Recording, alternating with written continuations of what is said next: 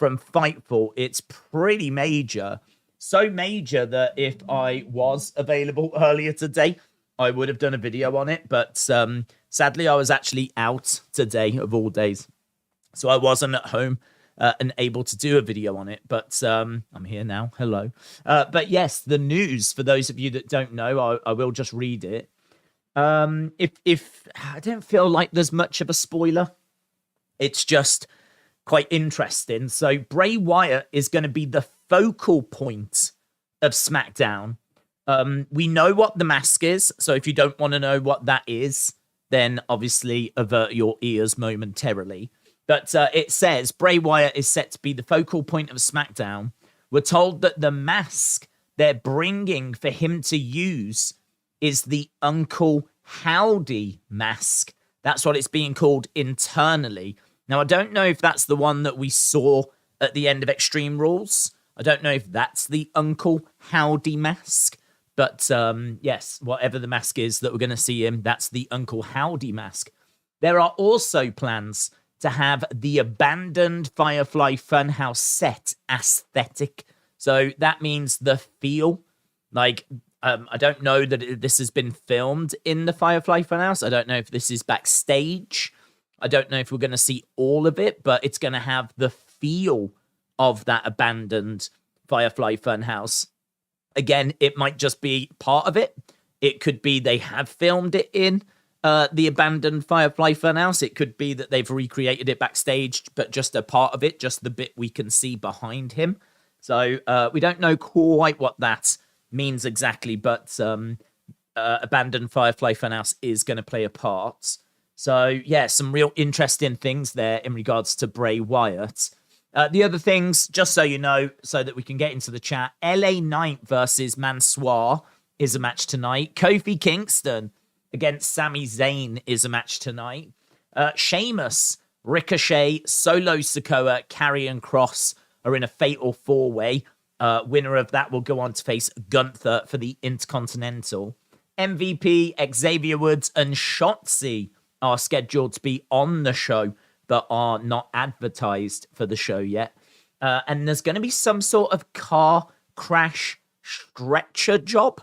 So, don't know what that means. Some kind of car crash stretcher job. Don't know what that's going to refer to. But yes, we've got that as well. So, those are the things to look out for. The Bray news is easily the biggest news that has kind of come out today. And as we said, that came through Fightful around about 4 hours or so ago. So a little while ago on that one. Little while ago. And as I said, if I was here, I would have done a video on it. But sadly, I was actually out. But we're here now. We're ready now. And whatever is in store, we're here to react to it, talk about it. And yeah, looking forward to it. So let's jump into the chat. The most annoying thing is it's not that it's 3 hours. It's only 2 hours, said Dort Knight.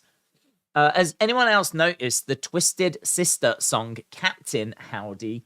The words are uncanny, says Rob. No, that's not a song I know, so that's interesting. If you tweet it out, retweet it, tag me in it, and I'll retweet it. But that's interesting. Pyro Delusion said, have you heard of the YouTube channel It Begins Again? I have, yes. They are a fan channel that used to make botch videos. I think before they made botch videos, they made like fan-made videos. And I believe they make fan-made videos now for White Rabbit and Bray Wyatt and things along those lines. I have not watched that channel since they made botch videos, to be honest. That's how I know them. When I used to watch Botchamania, it used to recommend that channel. And they had a series of videos that are very similar to Botchamania. So, but I don't think they do those anymore.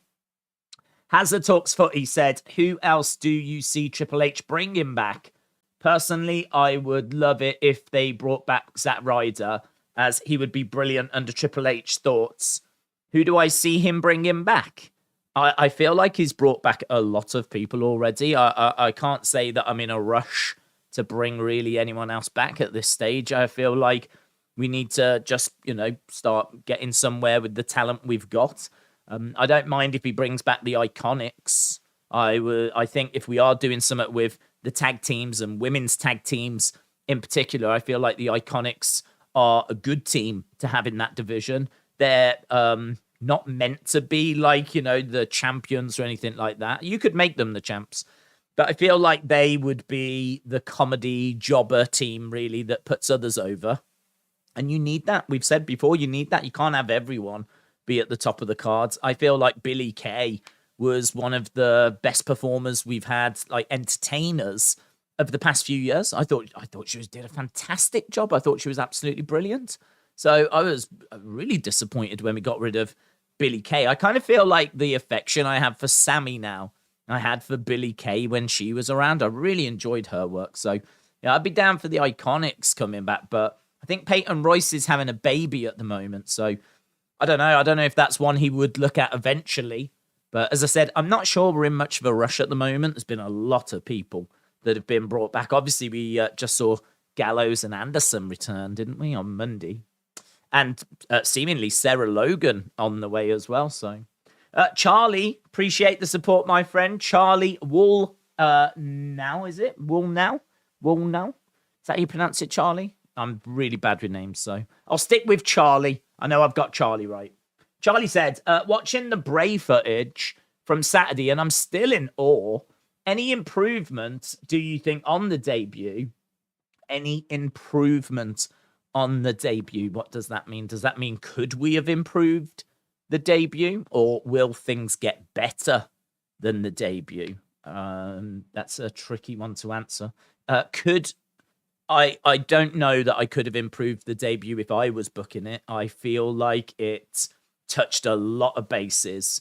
You saw all the old characters, like all the rabbits and the huskus and puppets. That's the word I was looking for. All the puppets had come alive.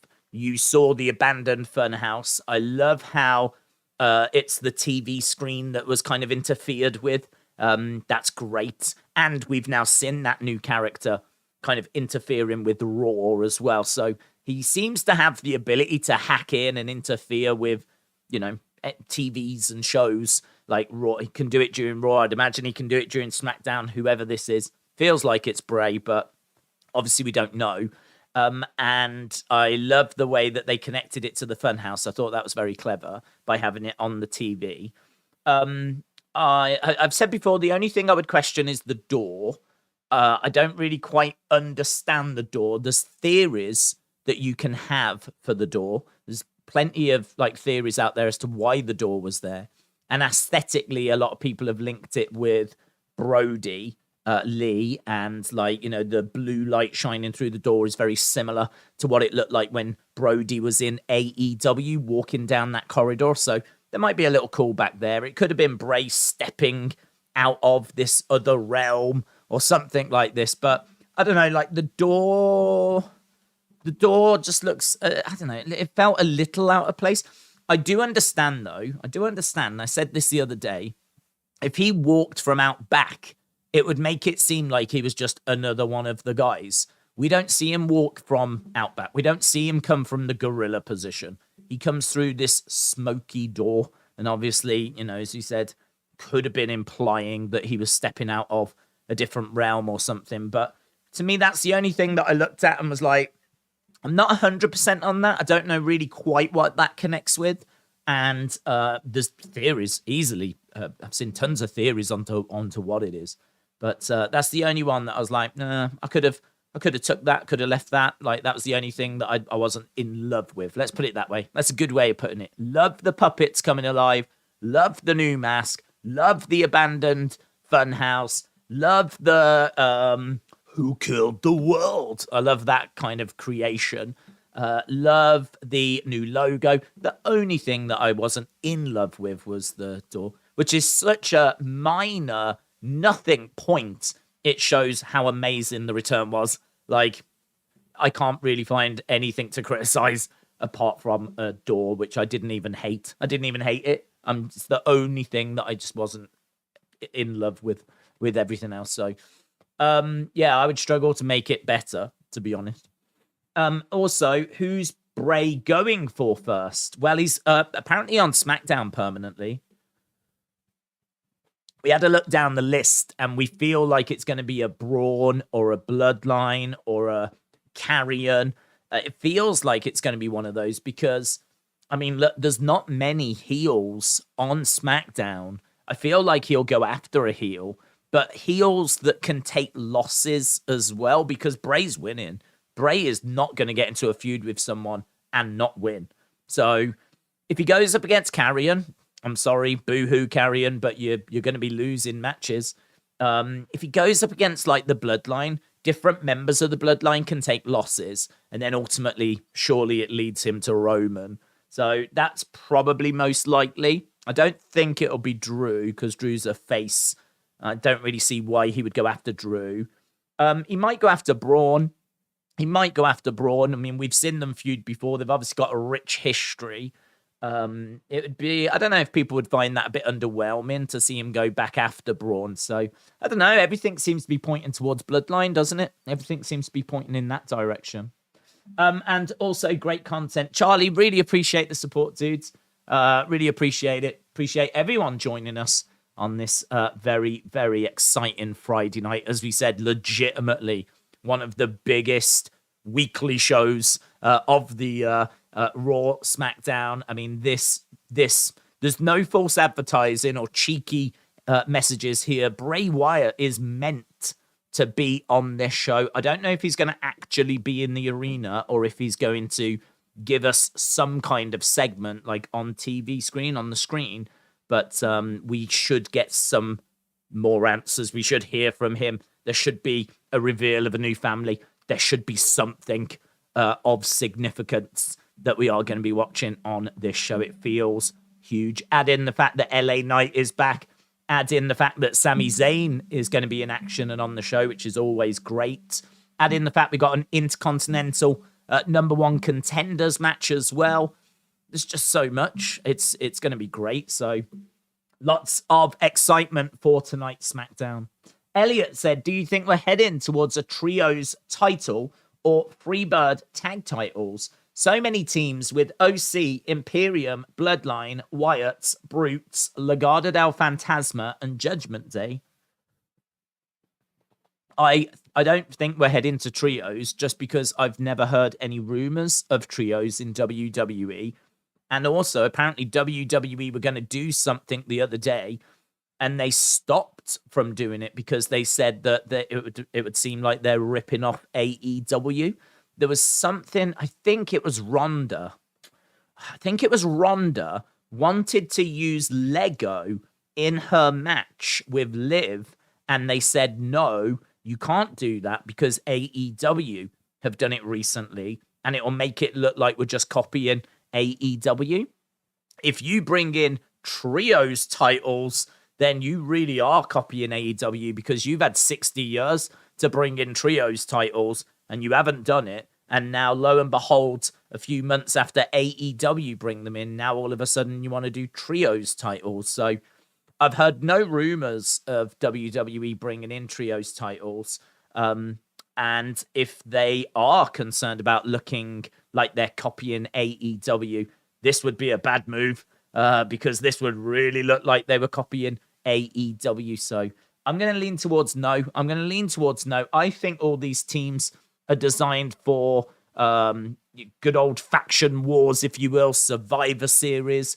War Games is coming up. But not only that, as you just said, Freebird kind of rules, I mean, if you look at the leader of the Brutes, it's Sheamus. Sheamus has been in a lot of singles matches for Intercontinental titles, things like that. The leader of the Wyatts is going to be Bray. He's surely going to be a massive star, having massive feuds.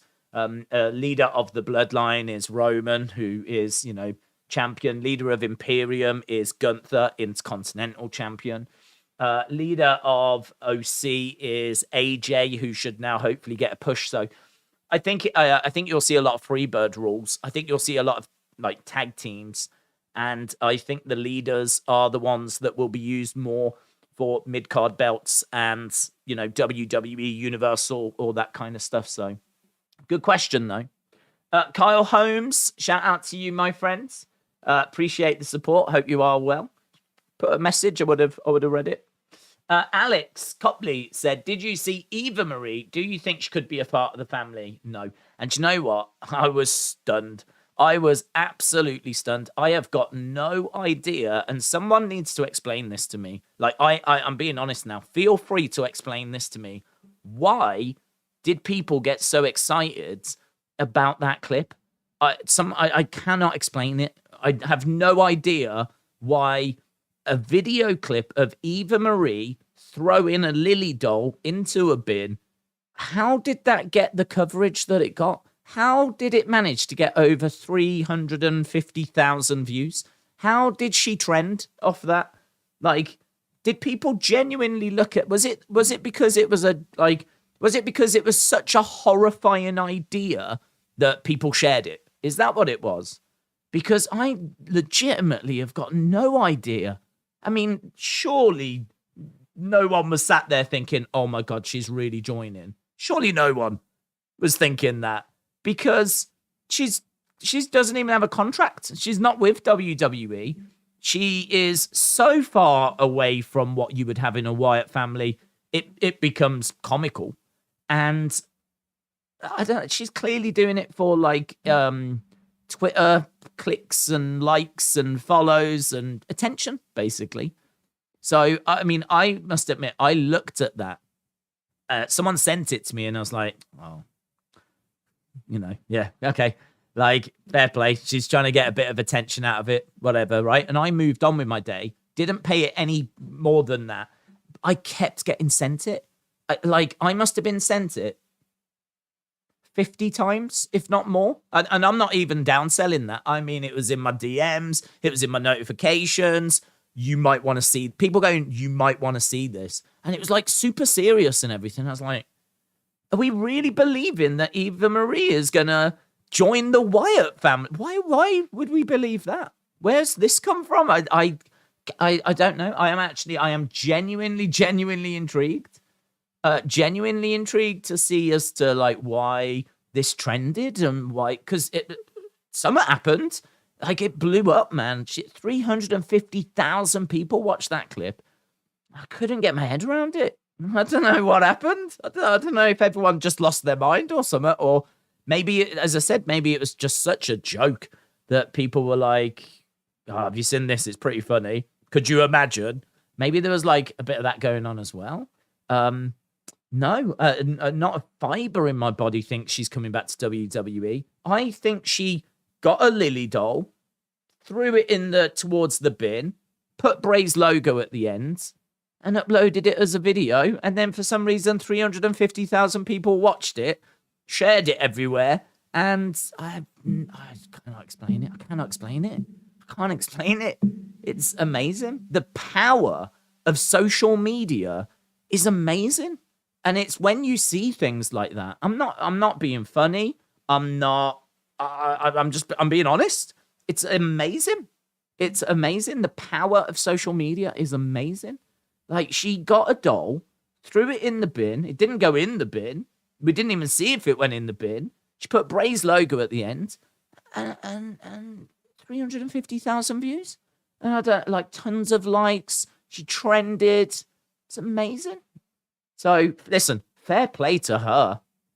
Fair play to her. And you won't hear me say that often, will you, about Eva Marie? But fair play. She hit a sweet spot. She managed to get everyone's attention. Fair play. Yeah, it blew my mind. Genuinely blew my mind.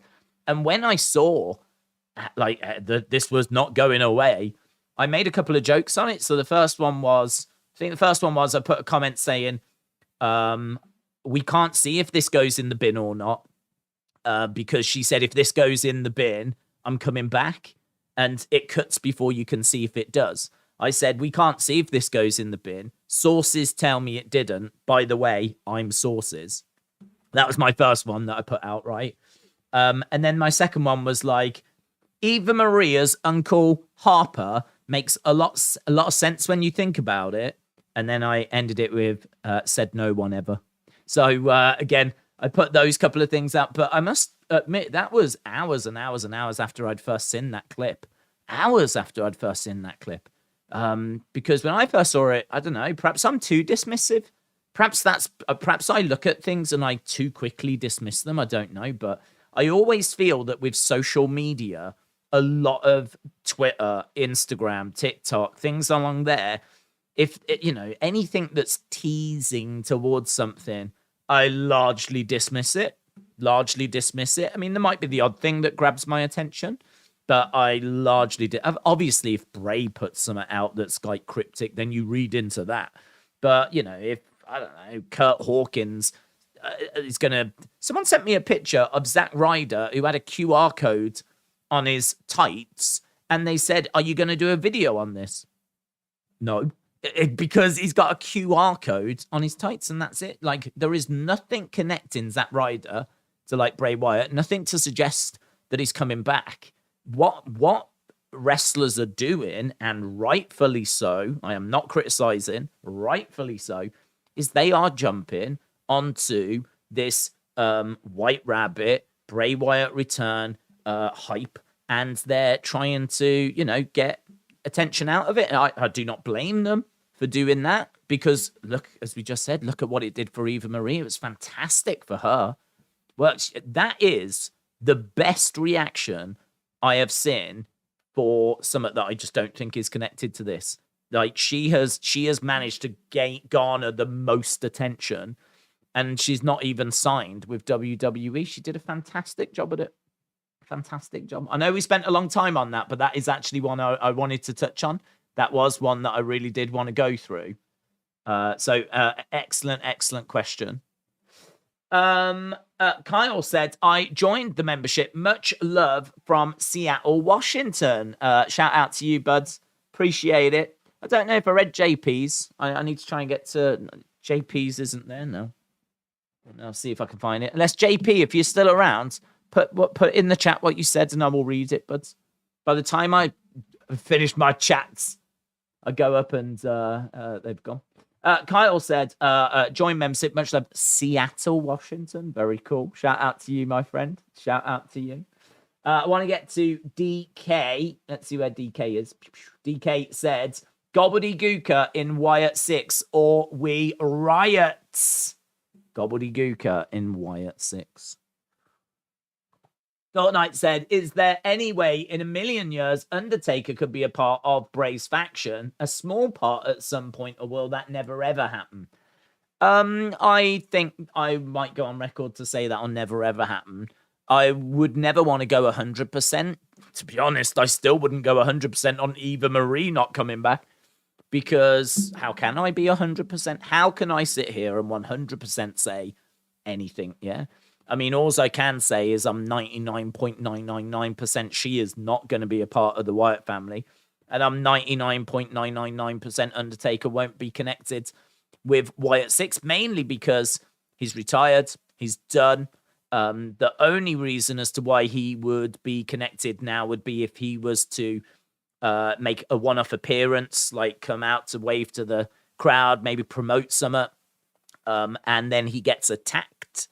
Or if it's going to be a case that he builds up to one more match, one final match, if he decides that he has got one more in him, then he'll have one more match, and that might be against Bray Wyatt. But I can't see why, or like he would join the Wyatts.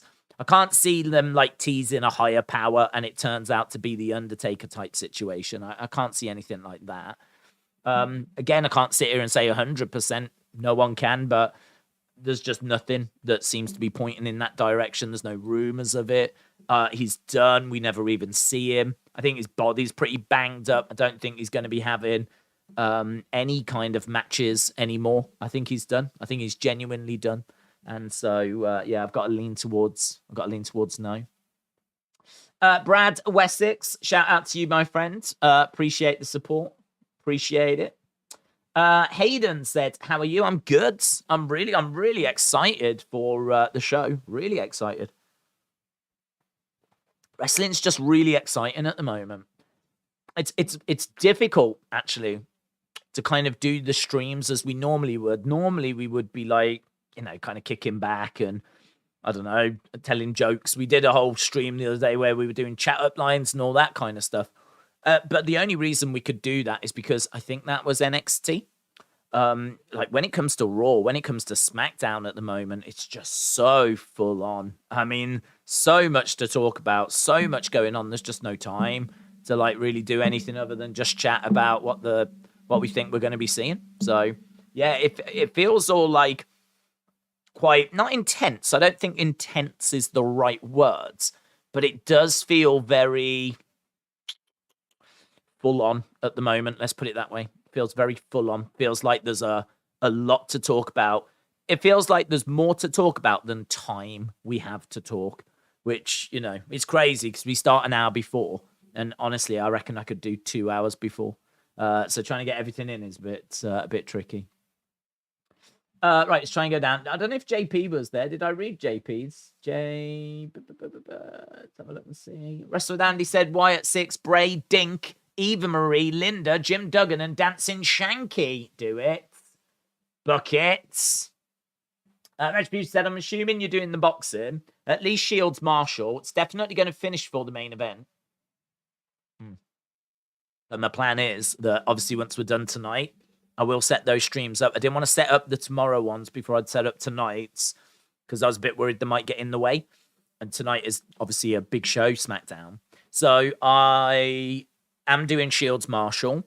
After Shields Marshall, I'm looking to do Wilder Hellenius. We will keep an eye on Cambosis Jr. as well. I don't know if Wilder Hellenius collides with Cambosis Haney. Ideally, we should be able to watch both because they are on at the same time. But I've got a feeling one might start just before the other. So it might be we watch Cambosis Haney and then straight after is Wilder against Hellenius. UFC tomorrow is going to be a real problem. To the point where I don't even know if I'm going to be able to have it on in the background because I'm going to have Wilder Hellenius, Cambosis Haney. I'm not going to have any other like device to watch UFC, to be honest. So UFC tomorrow is just a fight night. I reckon if we were to stream it, it would not get the most attention. Let's put it that way. I feel like undoubtedly the boxing is where it's at tomorrow. So tricky, very tricky, because obviously just a week before a big UFC pay-per-view, I want to be doing UFC so that we can be talking about what's going on in that world. But the boxing's pretty big. You know, Deontay Wilder, first fight since the Fury fights, should be quite straightforward against Hellenius. But saying that, I think that Devin Haney's got it quite straightforward against Cambosis. Devin Haney dominated that first fight. We watched it. We did it. We did Haney Cambosis. So this is Haney Cambosis 2. I'm thinking Haney's going to win quite comfortably. I'm thinking Wilder's going to win quite comfortably. The closest fight is going to be Shields and Marshall, but thankfully that's earlier in the day. I am 41D3N said, speaking of Vincent's tweeted some cryptic stuff. You pointed out it could be nothing, but I definitely think it's worth looking at. Listen, 100%. Let's be crystal on that. I mean, just because I take things that are on social media with a giant pinch of salt does not mean that we shouldn't still be looking at it. I still appreciate everyone that sent through the Eva Marie things. It blew up. It blew up. People were right to send it because it grabbed everyone's attention and it was the talk of the town yesterday. So I appreciate everyone tagging me in those things. It was just such a surprise to see how big that got and just how much attention it got. And so, as you say, you know, with Vincent putting out some cryptic tweets and things, yeah, you're absolutely right to keep an eye on these things. The only thing is just take it with a pinch of salt. The only thing with Vincent is I do think he's coming in. I mean, he was backstage with Dutch. We know that there's a new Wyatt family on the way. That's been pretty much pointed out by, you know, a few different factors, a few different things at this point, kind of pointing in that direction. The fact we've got Uncle Howdy, Uncle Harper, for example. I think that those two are, you know, looking really good for joining. So, yeah, definitely. You're right to keep an eye. Retribution, I read that one. Have you seen Shotzi and Scarlett MV? I don't know what that means. What does MV mean?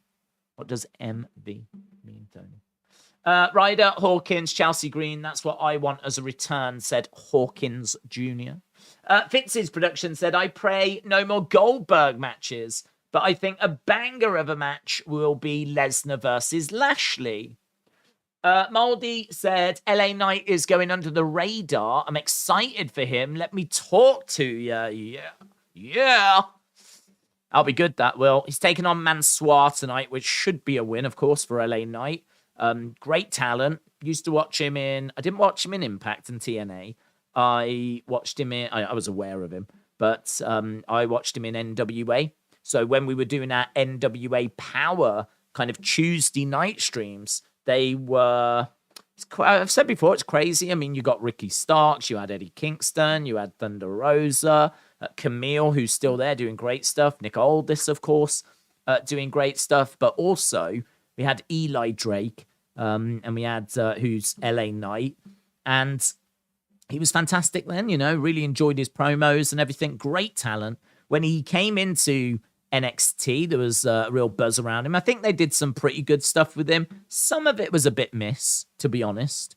I don't know that it was the greatest NXT run that we saw, but you have to remember he came in, I believe, during the pandemic. So you want to talk about disruption, I mean, you want to talk about it not being a normal environment. I mean, not the best of times to come into a new company. So I'm looking forward to seeing what he does now that he's on the main roster. He's got Triple H booking him, and he's away from the Maximum Male Model stuff. So, yep, it's going to be good. Looking forward to it. That guy can talk, man. He can talk.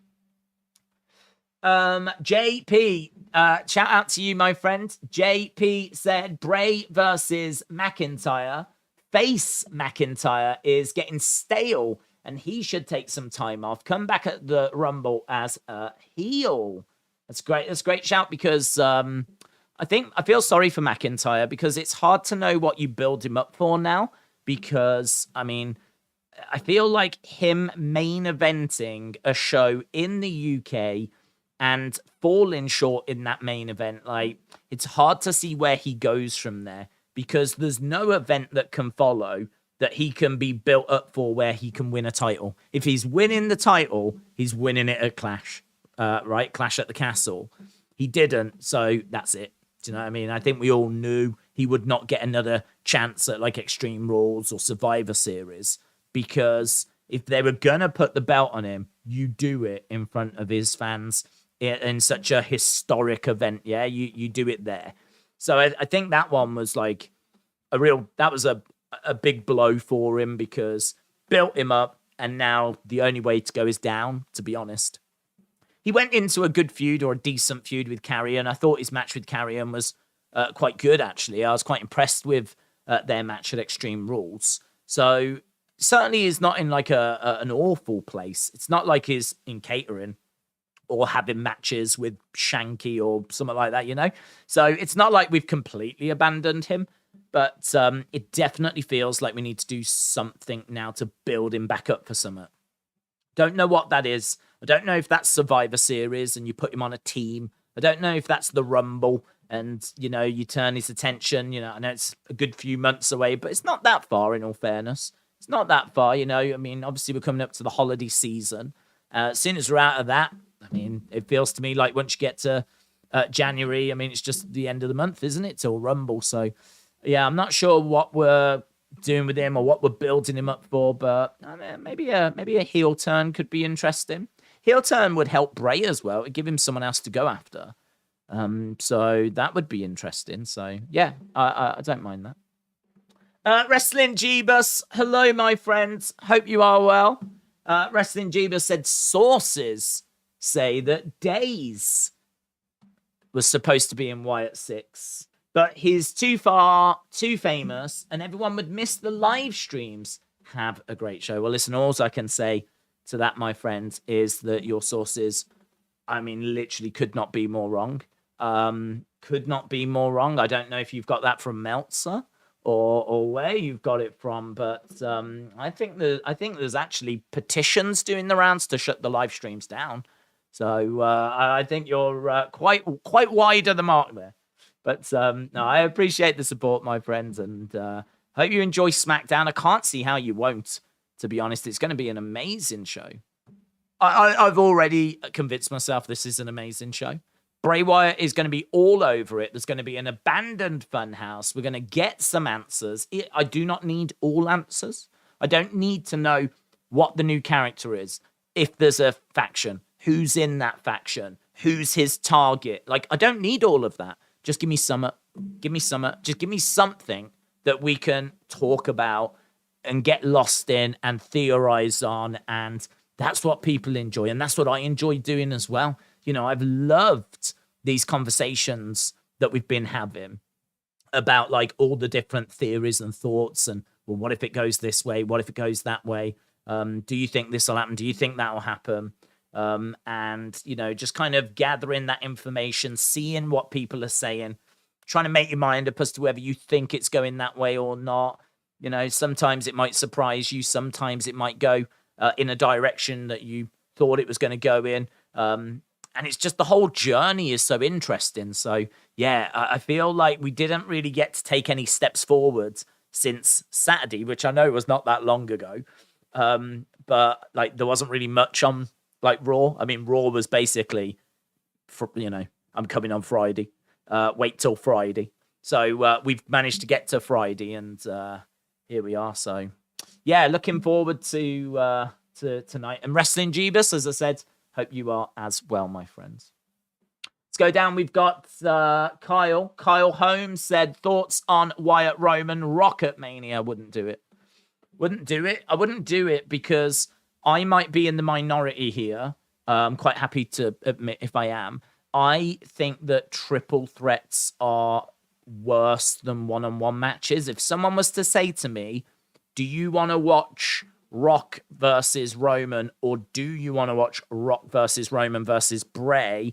I want to watch Rock versus Roman. I want to watch one-on-one who is the best. The thing with the triple threat is you get like people laying out on the outside whilst two people face, and then one person will go out and another person comes in, and you know they go for a pin, but then someone comes in and makes the save. And I don't know, I kind of always feel like it's a bit spot heavy, maybe. Like there's a lot of finishing move, going for the pin, oh, the other person made the save. And there's a lot of that happens with like a triple threat. With a one-on-one match, if you hit your finishing move and the person's down, it's the only thing that can save them really is, are they going to kick out or not? And, you know, can they dig deep? Can they find a way? I find it more emotionally engaging when it's a one-on-one match. You can get good, great triple threats, but I just don't think they're as good. I'm just going to be honest. I don't think they're as good. I think if we look at our list of favorite matches, you know, it's not often that you get many triple threats in there. I think you can certainly name great triple threats. I'm not saying that there haven't been any. You can certainly name some, but I feel like one-on-one matches are just better. I think they're just better. So I wouldn't do nothing to do with Wyatt, nothing to do with Roman, nothing to do with Rock. I personally wouldn't do that. So, yeah, I would do... I think Rock Roman is all about family. That's about who is the tribal chief of that family. Wyatt being involved in that doesn't make any sense to me. All of a sudden, that becomes more about just the title, who's going to win the title. And I don't think that's as interesting. I don't think that story is as interesting as Rock feeling that Roman is portraying the family wrong, that he's disrespecting the Anoa'i name, and that he needs to be stopped. And Rock, who's a very busy man, coming out of Hollywood to come back to WWE to stand up to Roman and make sure that he doesn't continue to disrespect the family name. Because look at what he's doing. He's going around getting everyone to acknowledge him, getting everyone to call him the tribal chief. Where's the humility? Why is he being so arrogant? Like, that's not the Anoa'i way. And I kind of feel like that's the story I would go with. And I don't see how Wyatt fits into that.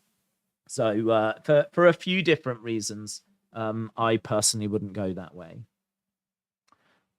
James Graham said, "Have you seen It Begins Again? New Bray video on YouTube." Yeah, I don't watch it. I don't. I said before they're fan videos. I'm not knocking them. I always have to say this about anything that people think I'm knocking. I'm not knocking it, but it's a fan video.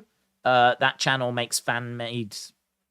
Like the person that did it used to make botch videos, and someone mentioned it earlier. So, I mean, look again. It seems like they're pretty good at getting attention, and they're pretty good at like grabbing people's attention. But I'm not really. I don't know. I don't know. Unless you're telling me it's an amazing idea or something. I don't know. But it's not. It's not something I watch. Wrestling fan Rahul said Eric Rowan returns and joins the Wyatt 6 faction. He is spotted today backstage. Wyatt 6 is going to be Eric, Braun, Bo, Alexa, Grayson with leader Bray Wyatt. Bray attacks Roman. Eric said, "I'm good if we don't get Rock at Mania. One of the few that doesn't want Rock Roman." That's fair enough. Eric, shout out to you. Nobody said, "Do you see Days proved anyone can be a better writer than who WWE uses?" Listen, I think a lot of you here could do a better job than what WWE Creative do. I do feel sorry for them, though. I think when you're actually in the woods, I think when you're in the weeds, I think when you've got a lot going on and you've got a lot of different conversations, you see, it's quite easy for us because we're just sat here and we're not privy to any conversations. We don't know who's injured. We don't know who's got time coming up. We don't know what superstars are about to return. We don't know what feuds are already planned. We don't know what things are in people's contracts. We don't know if certain people refuse to work with others. I don't know if there's much of that happens, but there might be.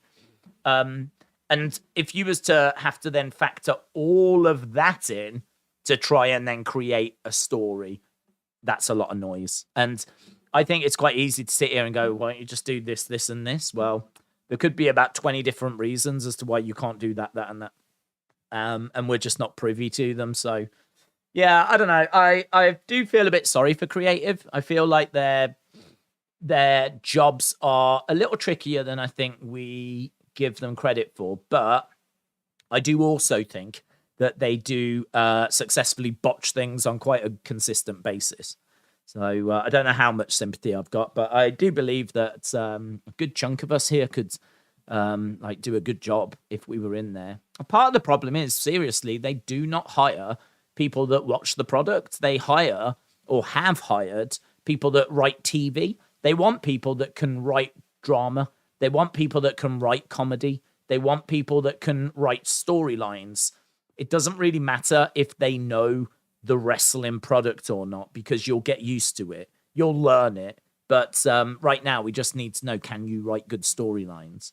And so they hire for that more so than they hire for anything else. So if you are a wrestling fan, I feel like you should be able to do that because you've seen so many storylines by now. You've got a good idea as to, what kind of thing you can do and the right way forwards and what we've done in the past. So, yeah, I kind of feel that I feel a bit sorry for them, to be honest. But I do think WWE should ensure that there's certainly a good sprinkling of actual WWE fans in the writing room. And I think that's something that's changing. Obviously, this Rob Fee got brought in, and he's a massive WWE fan. He actually showed a picture on Twitter of an assignment he did when he was at secondary school, or I don't know what you call it, high school. And he did it all about WWE versus WCW. And he did this whole assignment based on that. And obviously he wrote a Fiend movie before he even joined WWE. He wrote a movie all about the Fiend, which he took to WWE, and they were apparently quite interested in it. So, yeah, he is clearly someone that's passionate, and he is the new long-term creative director. So it's very exciting. Kyle said, "I respect the answer. Thank you for the comments." No, thanks for the question. As I said, it can be difficult sometimes to get across a conversation because obviously you only hear my voice. It would be a lot easier if you could hear the other voices and you could have a bit of back and forth. So it can be a bit tricky sometimes when you're just having one-sided conversation. But no, a very, very good question. I just try to explain as much as I can as to like why I would do something, why I wouldn't do something, what I see, why I don't think it's going a certain way. I just try to give as much detail as possible. So no, great, awesome, appreciate it. Delwyn said, evening. Did you see the interview of The Rock talking about Roman at Mania? The Rock said maybe something tease he is head of the table exciting. Said maybe something tease he is head of the table. Yeah, I did see that. I heard him say that he was the actual head of the table. Whether Roman's going to use that, I mean, it would feel like he would need to use it soon. He could always go back to it and say, well, don't you remember when you did that interview? But it'd be a bit weird to go back to it a few months later. So, I don't know. I was waiting for Roman to say something on social media, and nothing came. And obviously right now we're building towards him and Logan. So, yeah, I don't know. I don't know if that was just The Rock creating a bit of buzz. Like, clearly he's been asked these kinds of questions. And so he's going to, give an answer. He's got to give some sort of an answer. I don't know if that was The Rock just saying something to just, a little bit of buzz, catch people attention, or if we are actually now going to start building those two. If we are building those two, as I said, I thought we might have seen something on social media from Roman, but I didn't see anything. So I don't know. I don't know if that's one we'll go back to, or if, Rock will become a bit more vocal and say it in even more interviews going forward. So it's going to have to be a watch this space. Watch this space. Days been out tonight. Can't wait to see Bray, said Sam. Yeah, you're not alone, buds. It feels there's a buzz, isn't there? I mean, I can't be the only one that can feel there's a bit of a buzz around, a bit of an excitement around. We are literally 10 minutes away. It's only a 2-hour show. And it seems like Bray's going to be all over this show. So I need to finish my coffee to make sure that I'm all caffeined up and ready to go. So, yep, the excitement's building. So, Sam, shout out to you, my friend. Cooper Weary W says, Wyatt 6, Bray, Vincent, Butch. Do you mean Dutch or Butch? I'm going to say you... Did you mean... The B and the D are quite far apart on our keyboards. Maybe you do mean Butch. Rowan, Bo, Liv, Alexa. Yeah, I feel like Vincent, Dutch, Bo. I feel pretty good for those. Liv or Alexa. Yeah, feel pretty good for one of those. Obviously Bray. It does just leave that last one, really, for me. And Rowan could be it. But we don't know for certain that he's coming back. Or I haven't seen anything to say 100% he's coming back. I wouldn't mind T-Bar in that position. I've said that before. I think he's a big guy. He doesn't get used. He's backstage. He's a great wrestler. He was great in NXT.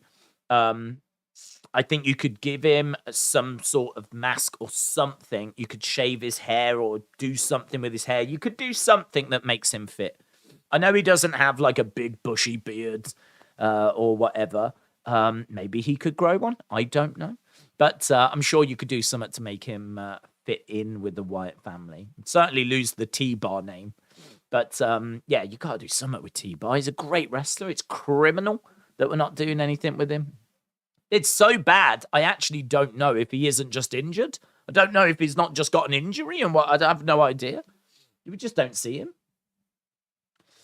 Tyson said, will Bray be there physically or in a promo? Well, we don't know the answer to that, but it feels like it's going to be a promo because they said it's going to be a abandoned Firefly Funhouse aesthetic.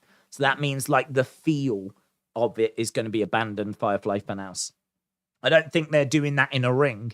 So I think that'll be backstage or it's going to have been filmed in the abandoned Firefly Funhouse. Either way, we're going to be getting something along those lines of an abandoned Firefly Funhouse. Now, will he show up at the arena at the end of the show and actually attack someone in the same show? We can't rule it out.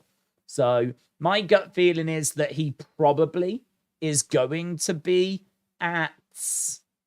He's probably going to be backstage in a vignette thing. And if we see him, it'll be later in the show.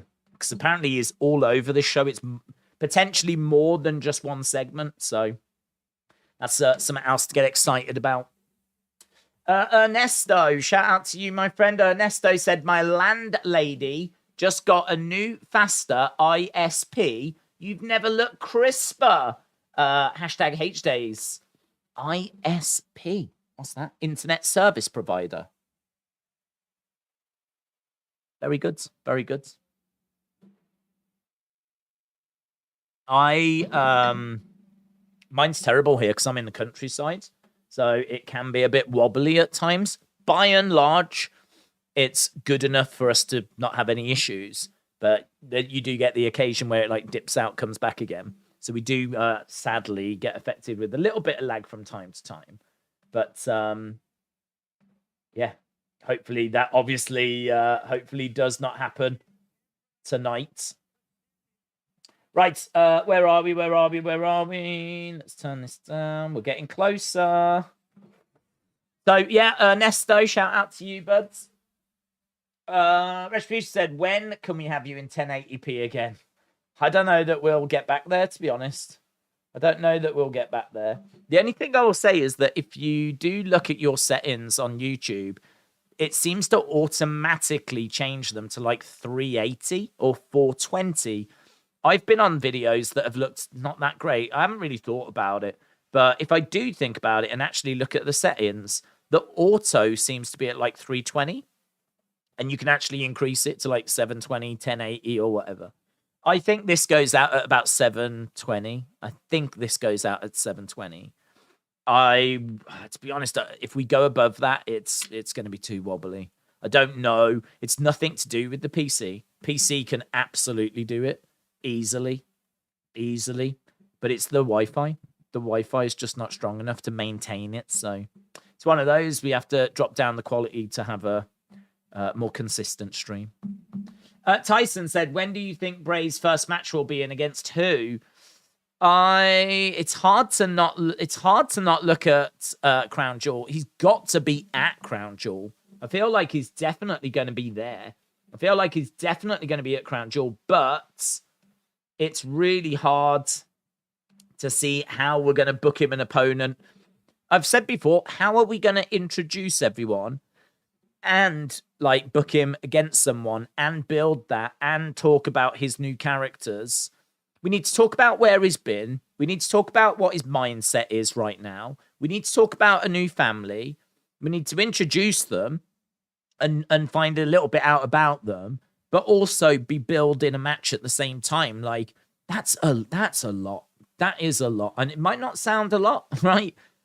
I promise you it's a lot. Certainly if you're only going to give him one segment a week on SmackDown, yeah, he's going to need more than that. And, you know, he can only have so many segments because obviously you need time for other people as well. So even if he gets 2 segments a week, it's still going to be, you know, it's going to be an ask. So my gut feeling is you need him at Crown Jewel. I don't know who his opponent's going to be at Crown Jewel, but he needs to be at Crown Jewel. It clearly can't be Roman because Roman is facing Logan. It clearly can't be Sami because Sami does not go to Saudi Arabia. So if he is going to get into a feud with Bloodline, then it feels like it's going to have to be Solo. So a complete guess would be Solo Sikoa at Crown Jewel. But that is a complete guess. It could turn out to be Wyatt family against Bloodline, but I feel like that's, you could do that at Crown Jewel. You could do Usos and Solo versus Bray, Dutch, and Vincent. You could do something along those lines. And then by the time we get to Survivor Series, there might be a few extra members. Obviously, it'll be inside a War Games as well. So, you know, maybe we'll plant the seeds for that. So that's kind of where my head's at the moment. I don't feel brilliant about it. Certainly, I'm not saying that is why we're going, but yeah, that's kind of what I'm looking at the moment. Instead of Liv or Alexa, maybe it's Vita Von Star, who was in The Righteous, says James. Zoom Station said we might not get much. WWE does like to tease. That's true. Fightful have said, though, that he is going to be all over this show. For those of you that have only just joined us, I can read what they said. Bray Wyatt is set to be a focal point of SmackDown. We're told the mask that they're bringing for him to use is the Uncle Howdy mask. There are also plans to have the abandoned Firefly Funhouse set aesthetic. So, as we said, that means like it's going to look and feel like the abandoned Firefly Funhouse. We don't know if it's going to be the full set. We don't know if it was recorded in the full set. We don't know if they've got a little backstage traveling set. There's a new one that's just come in. Let's read this. Giovanni Vinci against Drew Gulak is the dark match. Kofi Kingston, Sami Zayn. Strowman's in action. LA Knight against Mansoor. We've got Hit Row Legado del Fantasma. That's not been announced, but not the biggest surprise because Legado attacked Hit Row. It says Bray Wyatt promo is the main event. Bray Wyatt promo is the main event. Now, don't forget, Bray Wyatt is meant to be a big focal point of the show. There could be more than just that promo, but Bray Wyatt promo main events the show tonight. Big breaking news. Big breaking news that come in out of Fightful Select. So, yeah, that's big. Doesn't say anything else, and it no longer mentions, well, this is a different post. The earlier post, the one from 5 hours ago, that talks about the Firefly Funhouse aesthetic. This no longer talks about a Firefly Funhouse aesthetic. So, yeah, interesting. Bray Wyatt promo is the main event. Edward, shout out to you. When do you expect Rock to show if they're going to do Rock Roman? Some point next year. To be honest, you could do it Rumble. You could do it Elimination Chamber. You know, you could, you would advance, you wouldn't do it as like Roman faces a mystery person. Like you would advertise it. So it would have to be done at least a few weeks before so that you could get the adverts out. But yeah, we're in no rush. It's not like we need to do it now. That match sells itself, to be honest. As soon as you just put the poster out, that's it. People buy tickets, people tune in, it's done. Rock versus Roman. What build do you need? They're both related. Rock's one of the biggest stars in the world. I mean, there's no build needed. There should be a build though. I'm not saying there shouldn't be. Dylan said, do you think Solo is winning tonight? Do I think Solo is winning tonight? Do I think Solo's winning tonight? He's in the Intercontinental match, isn't he? There's the crash. I'm going to say no. There's a car accident. Carrion and Scarlett. Drew attacking. So, Carrion and Scarlett in a car crash. We're opening with a car crash. Got Adam Pearce out there. Drew attacks.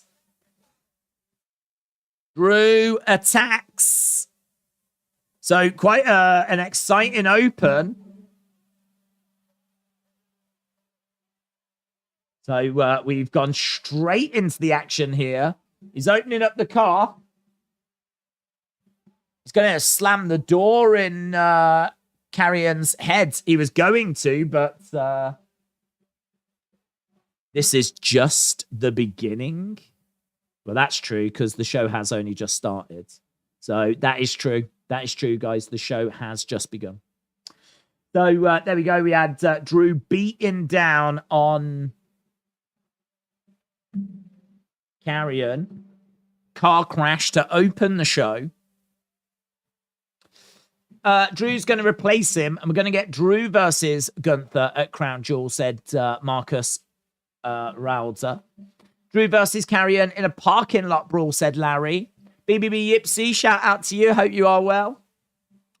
Days, is LA Knight back tonight? Yes, LA Knight is back. This is not the proper way to handle an accident, kids, says William. Good point. Good point. Please just exchange insurance details. Do not attack each other. It's just not the way it's done. Some bad life lessons.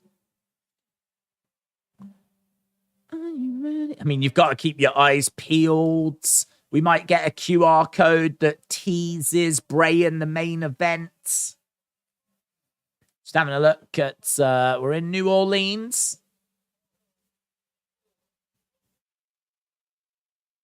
Wade Barrett and Michael Cole. Just talking about the car crash.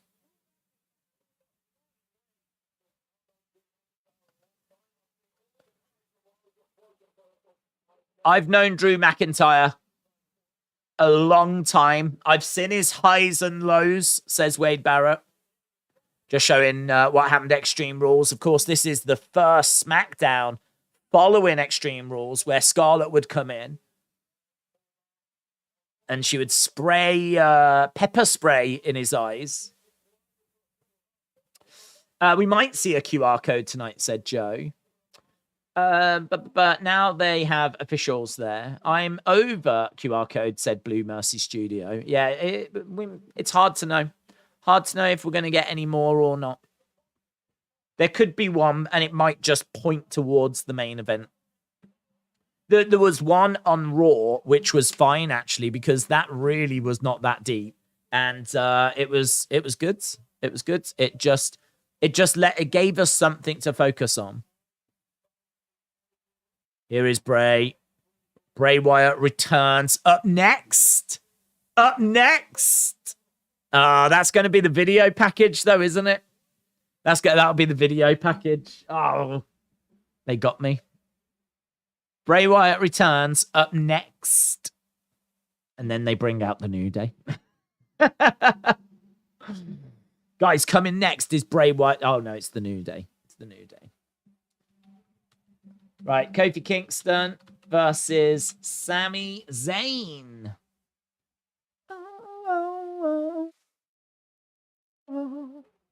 Don't play with my heart, says Sonny. I hope Solo wins. That'll be a good match. I don't know. It's tricky, that one. It's tricky. Because I feel like Gunther's got to win. It's too early to take the belt off him. Carrion can save 15% on car insurance by switching to Geico, said Smurfy Tunes. Excellent advice. Right. We're your longest reigning WWE World Tag Team Champions. Kofi has had 22 championships in WWE. Greedy. The trickle of blood from Scarlett's nose was a nice touch, said BBB Yipsy. Is it just me, or does the New Day's ribbon panel look like Terraria? There's a lot about that comment I don't understand. New Day rocks. New Day rocks. Usos are just 30 days away from breaking that records. Right, we're backstage with Sami and Solo.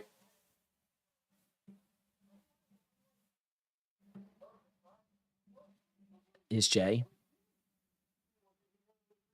Jimmy's handling business.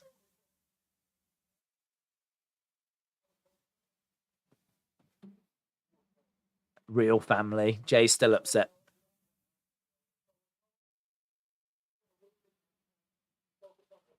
You focus on what's important.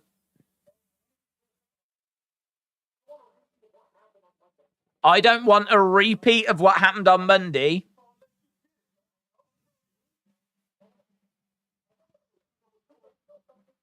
The phone's ringing. Is that going to be Roman? Tribal Chief. Roman calls. Hey, Oos.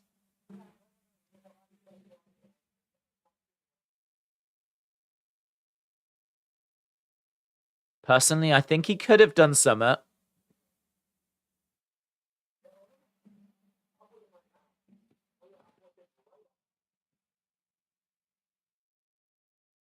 Wants to talk to you. Sami gives the phone to Jay.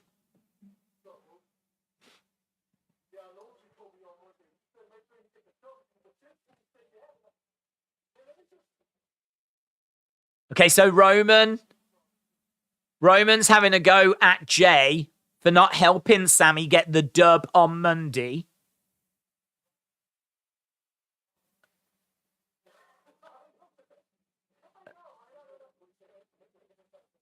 It's an inside joke. You won't get it. Oh.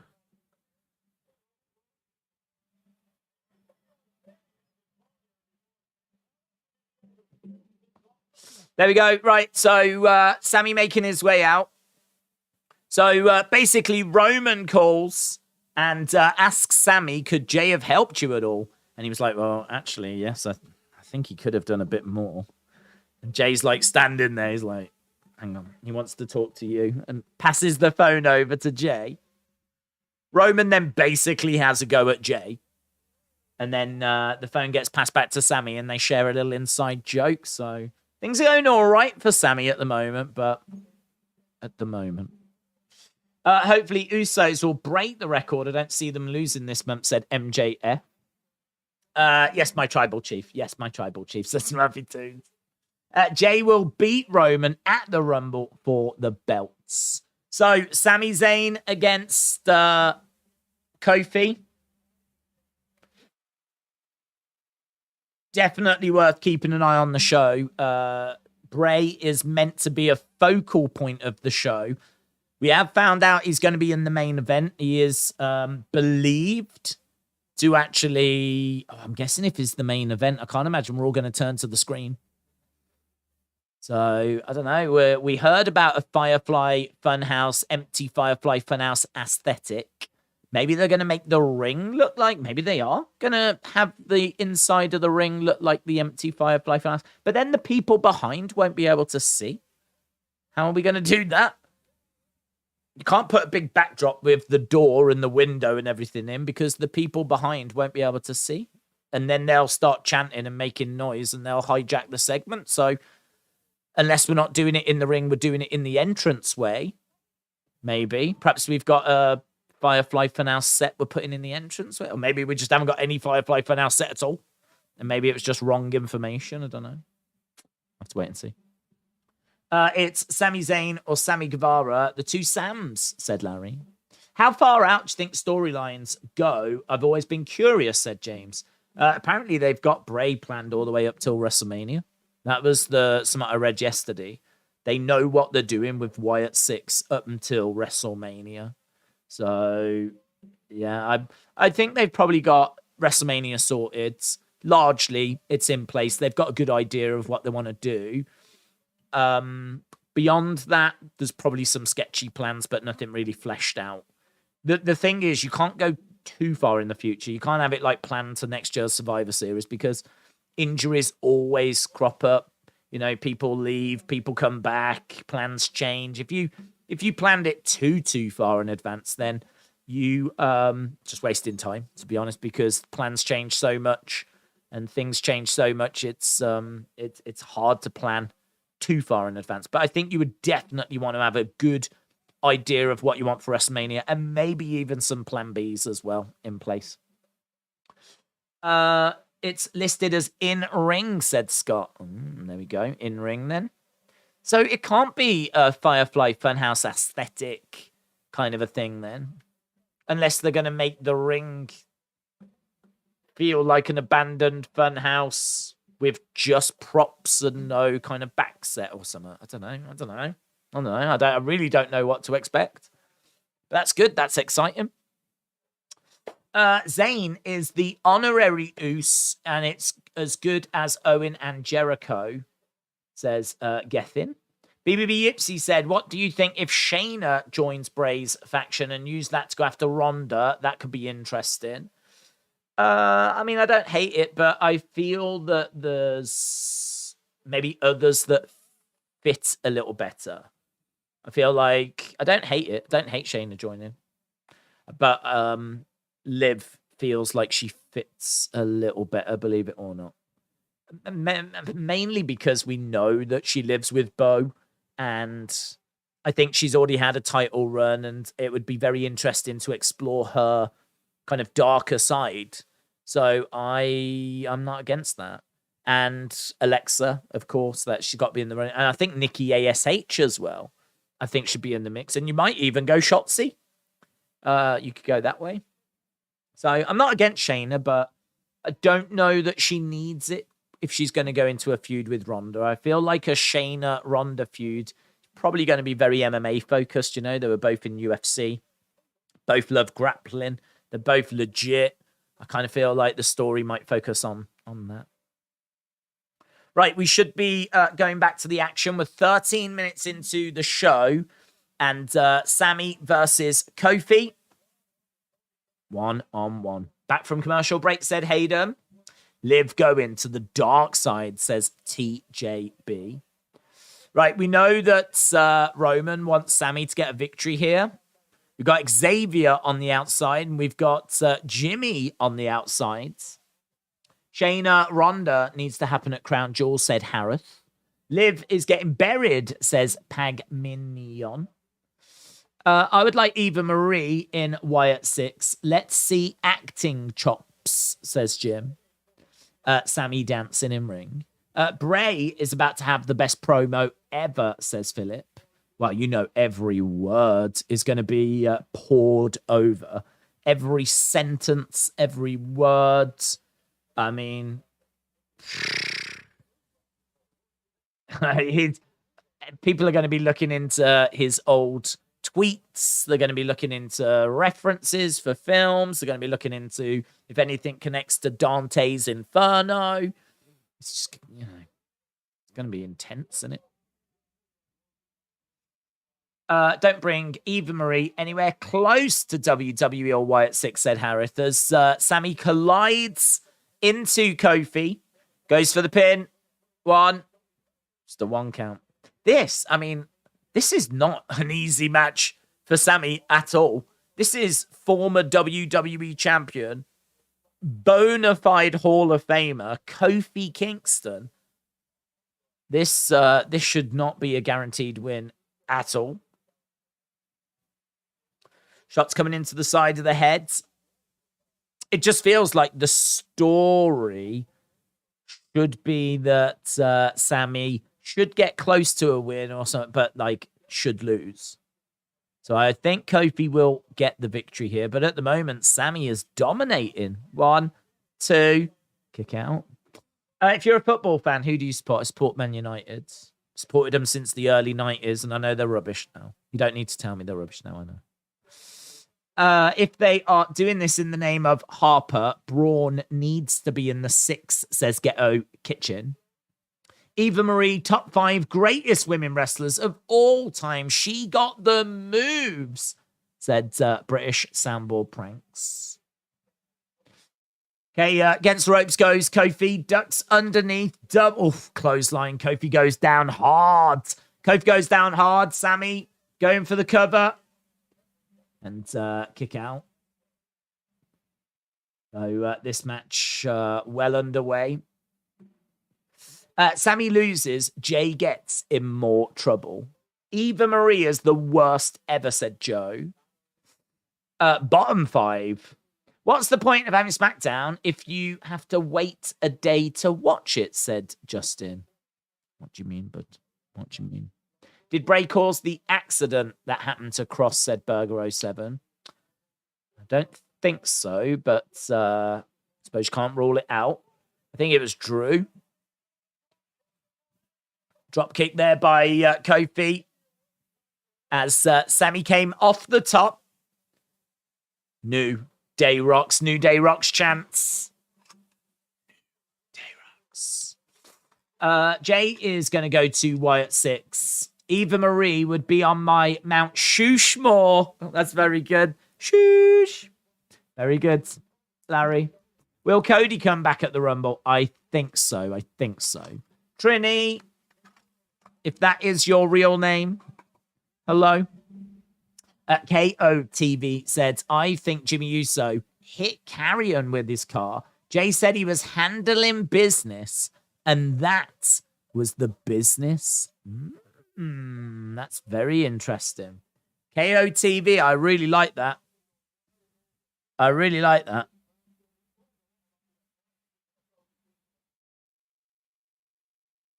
We've got Kofi going to the outsides.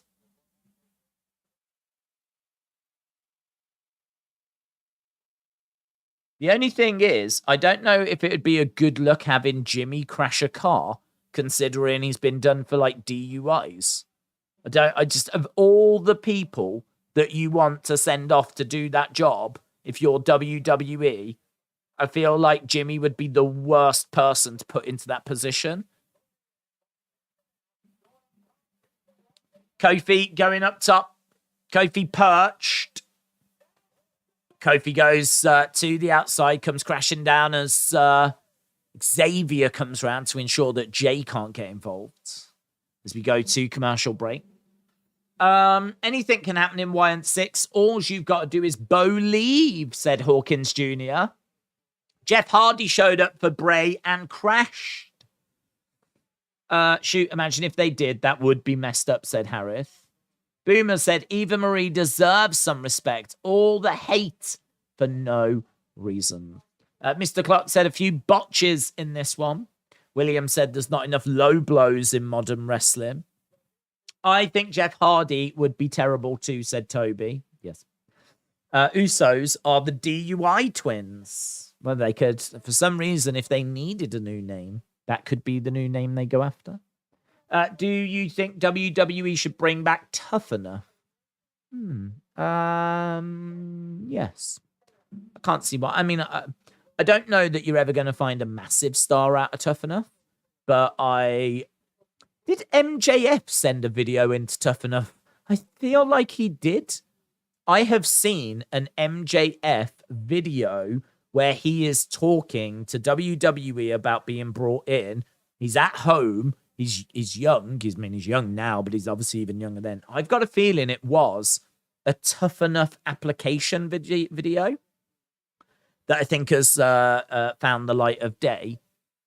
The only thing I would say is they are clearly not very good at finding that talent if MJF sends in a video and doesn't even make it onto the show. Do you know what I mean? So, yeah, I don't mind Tough Enough. I think WWE could do with a few shows like that to kind of support the Raw and the SmackDown, like the main shows. We get a few biographies and things like that, but it would be nice to have something different, and Tough Enough was something a bit different. I'll tell you what show I thought had some potential, and that was Swerved. It was on the network. They did 2 seasons of it, and I think the first season they prank a lot of wrestlers. It's kind of like Jackass, where they prank the wrestlers and the wrestlers prank each other. The only thing was, I think they were getting a lot of complaints because a lot of the wrestlers were not feeling very comfortable because they were constantly getting pranked or worried about being pranked. So they were like, we don't like this. We don't want this to carry on. So then they shifted their attention to pranking fans. And I thought that was good as well. There's a great bit where like Big Show is dressed as a statue in the foyer of WWE headquarters. And some fans come in to visit. And they walk into the foyer, and of course, like he's posed, and then like he'll jump out, and they all like have a scare and everything. So, I you know, stuff like that. I think like some programs that are a bit different, they could expand. You know, if they're gonna go into movies and do some movies again, why can't you do like some comedy bits like that, or do a reality show like Tough Enough? Legends House. Do you remember Legends House? That was really good. That was like Big Brother, but you put a load of legends in a house instead. It wasn't 24/7, but they basically filmed the best bits, put it into a show. If you've never watched Legends House, it should be on the network. And you've got like Mean Gene, Rowdy Roddy Piper, Hillbilly Jim, like proper legends. And just got them to do different tasks each episode. And it was great. I love that stuff. I'm totally down for Swerved and Legends House and like some of these bits. The only problem is though, I think they cost a lot to make, and I don't think it resulted in like many people subscribing. I don't think they gained loads of subscribers for the network as a result, so they stopped doing them. There was a great time when the network first started where we had like Legends House, Camp WWE, Edge and Christian's show, Holy Foley. Like they made proper shows on the WWE network. And so there was like loads of stuff you could watch and enjoy. Don't do any of that now. Now it's just biographies. Super kick. Xavier Woods is down. Sami behind. Blue Thunder Bomb. Blue Thunder Bomb 1, 2. Sami. Oh, kick out by Kofi. Kick out by Kofi. How is this match still going? WWE has the MJF Tough Enough video on their YouTube. If you go on YouTube and put in MJF Tough Enough, then that does come up. Oh. It's crazy, isn't it? Sami charging over.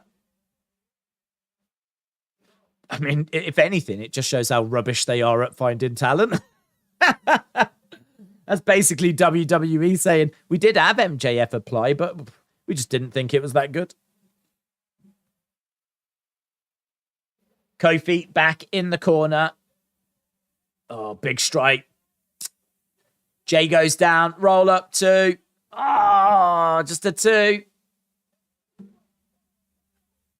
He tries to grab him. He does grab him. Sami. Oh, roll through 1, 2. Jay helps 2. Jay helped him. Sami wins thanks to Jay's help. Yes. They did it. They did it. Sami wins thanks to Jay's help. Oh my God, they're getting on the same page. It's happening. It's happening.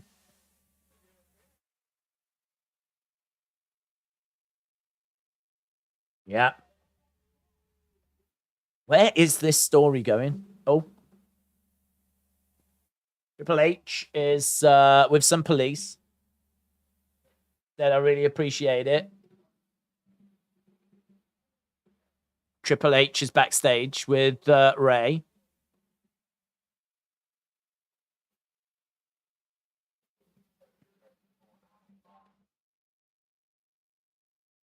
Reach my breaking point.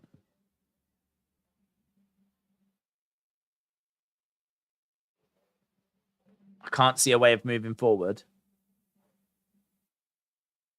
I won't fight my son.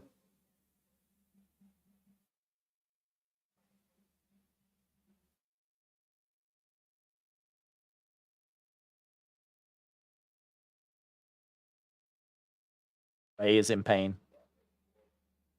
Is he asking to come to SmackDown? It's cool seeing Rey and Triple H having these kind of backstage conversations, isn't it? I can't do this anymore. Oh.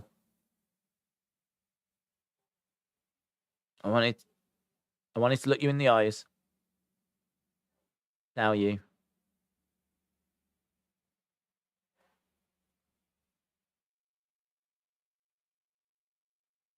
I quit. Rey quits. Oh my God. Oh my God. Triple H is like, let's calm down. I can't imagine what you're going through. There's got to be another way. Come in. Let's talk about it. 5 minutes. Let's come on. Let me think about it. Rey goes into Triple H's room. Just move him to a different brand. Put him to a different brand. Done it. Have one on Raw, one on SmackDown. Keep them apart at pay-per-views. Done. It's not a big drama. How about we move Dominic to NXT? Like we should have done ages ago. Dominic to NXT. Rey stays on the main roster. Everyone's a winner. Done. Commercial break. great finish to that match. Rey Wyatt. Oh my God, Triple H just let him in. Oh my God, he let him in. Rey to AEW. Yes. Yeah. I bet right now he's on the phone, Triple H, to his great friend, Tony Khan. I've got a problem. I need Rey to go to a very stable locker room, somewhere where he can feel safe backstage, somewhere where everyone gets along. Do you know of anywhere, Tony? Because I'm not sending him to AEW. No. Caden said, I'll cry if Rey leaves. Start now. Start crying. It's happening. Rey is leaving. I've just got some breaking news. Rey is leaving. So there we go. Start crying. Did they not say Bray is up next to start the show? They did. Yes, they did. They said coming up next, Bray Wyatt returns. And then we immediately went into about a 20-minute match. So, lol. Oh, yeah, that was pretty fun, wasn't it? That must have been a botch. That must have been a mistake. They must have meant to have played that, obviously, later in the show. Mitchell said, Rey to Freddie Prinze Jr.'s promotion confirmed. Rey is going back to WCW, confirmed. Rey is going to ECW, confirmed. Hello, Legend Killer. Shout out to you. Rey gets recruited to Legado del Fantasma as they feud with Judgment Day. They're on different brands. He could come over to SmackDown, though. Why are the ropes white? Why are the ropes white? Don't know, to be honest. I couldn't even tell you if they were white last week or not. I know they have been blue, but I don't know. I don't know if they've changed them this week or if that's been a thing that's been around for a while. It was 23 TVC, maybe TV ratings changing plans in the future, says Mr. Mr. V. Bray says to Yao Mama, not Mama Days for your information, confirmed. Bray says, yo, Mama, not Mama Days, confirmed. Trini, shout out to you. Mitchell said, Days, it's obvious Bray was supposed to be next, but the door people and security wouldn't let him in. It's honestly breaking news. Well, I mean, look, he did just send off police, didn't he? I don't know if those police have been sent to figure out what happened with that car crash. I presumed that it was Carrion that had done it to get to, that it was Drew that had done it to get to Carrion. Maybe there is a bit more to the car crash. Clearly, there's something going on where Triple H feels he needs to have some police back there involved. So, he's not leaving. If he is, I'm going to cry. Cool, dude, start crying. I've got another message. Rey Mysterio is at 1,000% leaving. That is a message that just came through from Maeve Deltzer. Maeve Deltzer reporting that Rey is leaving. So you might as well start crying now. Brother Bo is coming, says Joe. Yao Mama lost something the way you pronounced it. I botched it, didn't I? It's hard to know whose fault it is. I think it was yours. Right, we are with Roxanne Perez and Shotzi and Raquel.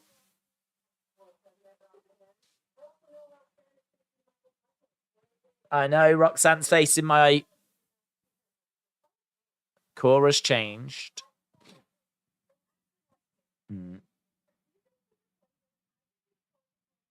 I can choose Cora's opponent. And I choose you. She's chosen Raquel. Oh, here's Bailey. Are you stupid? Out of everyone here, you choose Raquel.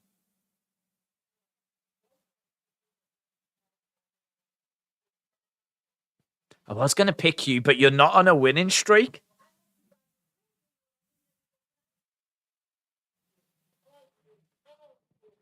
So, damage control against Roxanne, Shotzi, and Raquel.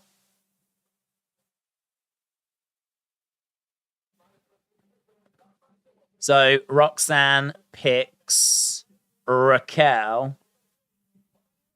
Match made. So, it's going to be damage control.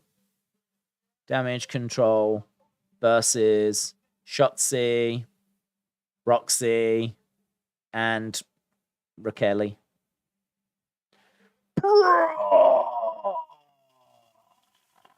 Braun Strowman. Man. It's still not Bray. They said Bray up next. Still not Bray. The monster of monsters. Making his way down. What do you think of Nicholas Cruz? You must think our court system sucks, which it does, and I'm still mad. I have no idea what that's about, Jonathan. I can't watch SmackDown. Basketball is on for me, and I'm in New Orleans. Really? You can't watch SmackDown? We got Braun against some jobbers. Can't you go to the arena and stand outside and just listen to what's happening? Here we go then. We've got two jobbers, James Maverick and Brian Thompson. Brian Thompson. Brian Thompson. Thompson. Thompson. Thompson. Thompson. Maverick and Thompson. Maverick and Thompson. Yes. Brian. Brian. Brian. Brian. Brian. Who's coming down? Is that a Moss? It looked like someone was in the crowd. Who's in that? That's a big boy walking down the steps. That looks like a Moss. It is a Moss. There was a big boy walking down the stairs and you were like, it's cool having him come through the crowd, isn't it? The Nigerian giant makes his way down. Oh, Brian! What are you doing, Brian? You idiot. Ah, Brian gets clobbered. So, Braun, power slam. Braun beats jobbers. A Moss in a suit looks great. That's better for a Moss. He looks great in a suit. He looks great in a suit. So, Braun is going to powerbomb the one dude onto the other dude. Oh, Brian. Brian. 1, 2, 3. Strowman wins. Strowman wins. A Moss watches. Pervert. Come on. Strowman telling Amos to get in there. Amos almost over the barricades. Oh, MVP saying a few words. Yeah. Monster of all monsters.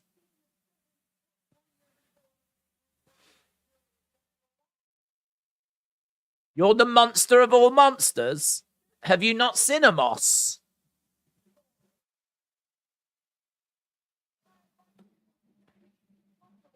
Monster of all monsters.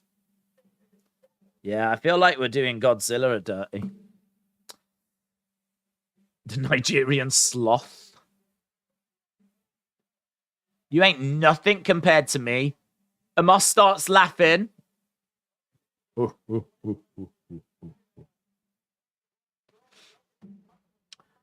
Braun killing 2 men and WWE just brushes it aside, said Toby. Michael Cole called them jabronis, said Undercover Manager. I believe that Bo Dallas could be the new Fiend, said Josiah. Right, we've got Intercontinental Championship 4-way tonight. That's not up next. We've already had nearly 40 minutes. It's only an hour and 20 minutes to go. Oh, my God. That big dude is tall and strong. I forgot his name. Days. Chris said, the reason why basketball is airing in New Orleans on Fox is because WWE put a blackout so that you would buy a ticket to go to the show. Is that true? That's something they used to do back in the day. That's like old, dirty tactics. They did that for WrestleMania 3. True story. You couldn't get WrestleMania 3. You couldn't watch it in the local area. You had to go to the actual venue to watch it. That's how they were trying to, like, drum up interest. Shady. Hey, you can take Vince out of WWE, but you can't take WWE out of Vince. I have no idea what that means. Wrestler with Andy said, where's KO? Last time we saw him, it looked like he was coming after Roman. Question. I feel like we've parked that momentarily. I don't know what we're doing with that story. I agree. Perhaps it started getting somewhere a little bit too quickly and we had to slow it down or something. Roman and Logan are clearly the next match, so I don't know. You'd think we would still have Kevin Owens around. Yeah, it's been a while. It's been a hot minute. I think Kevin Owens will be back when Elias returns, said Corvids. Chance, Fox is trolling. Fox is trolling, said AR1. Has Bray Wyatt showed up? Yeah. Yeah, he did. He showed up and he said, Yowie wowie. Love one another. That's what he said. It's a great message. It's a great message. Love one another. And Yowie wowie. Yep. Whoa, we just went back and the ring was all dark. What the flip's that about? And now I've got no image. What's going on? Bray's broken Smackdown. Oh, Bray's broken Smackdown. We've just got a black screen. Oh my God. What the flip was that about? It was just a dart ring. I've just got a BT Sport logo right now. Well, this is not acceptable. I'm all for some quirky things going on, but I'm not down on losing the feed. So, we did get a dark arena. And now I've just got this. You missed some behind Triple H on a box, says Sonny. On a box. On a box. On a box. New Bray logo on the box. Interesting.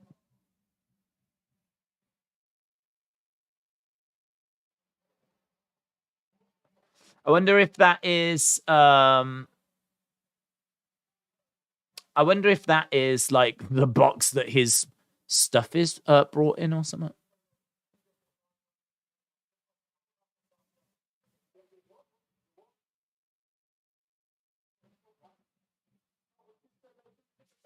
Okay, so Jay said you're welcome. We're backstage.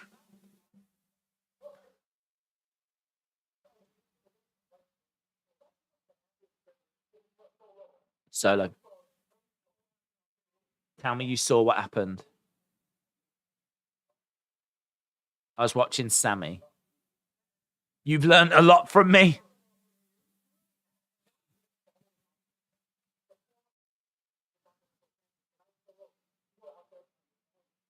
Tonight you are out there on your own, said Sami.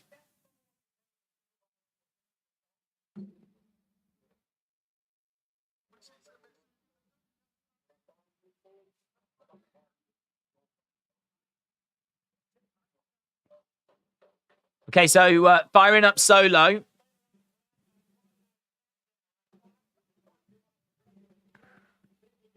So Sami thinks he won on his own. Here's maximum male models. Let's go.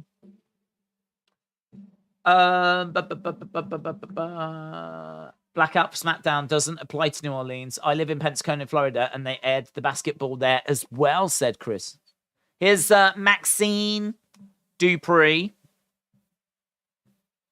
Here's Marseille.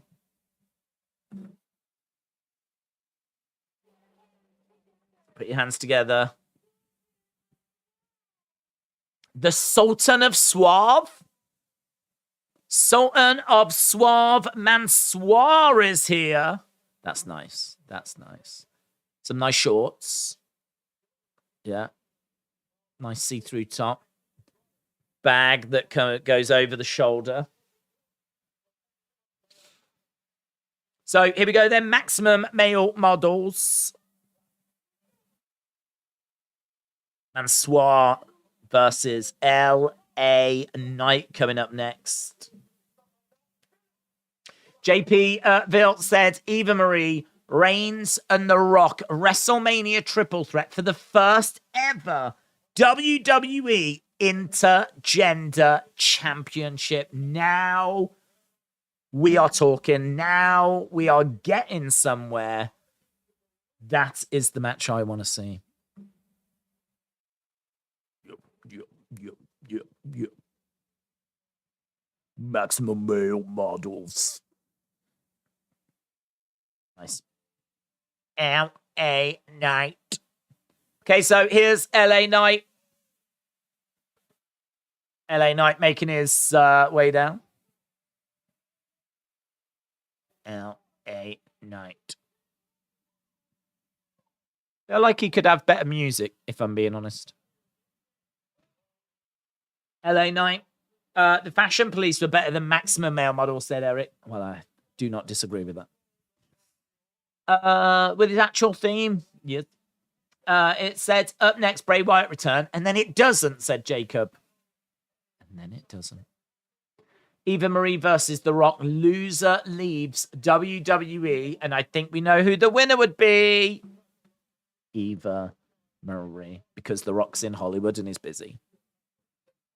Marseille's a big boy, man. He was going over to L.A. Knight. Big shot. This match won't take long. Kicks coming in by L.A. Knight. Gotta think this is going to be a squash.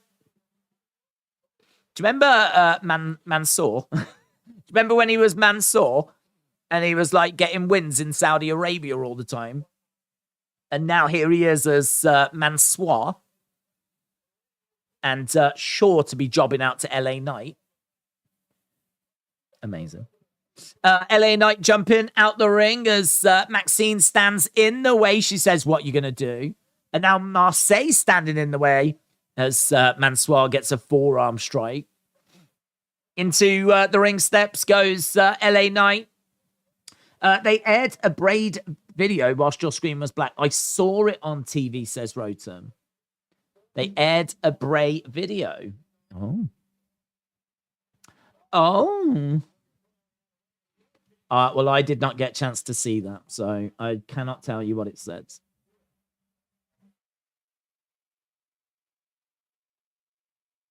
One. Just a one count. Stupid local channels have bumped SmackDown. I can't believe the disruption to tonight's show. That's got to affect ratings, hasn't it? DDT. Oh. Bloodline versus Imperium is the main event on the European house shows, so Solo wins tonight, says Billy.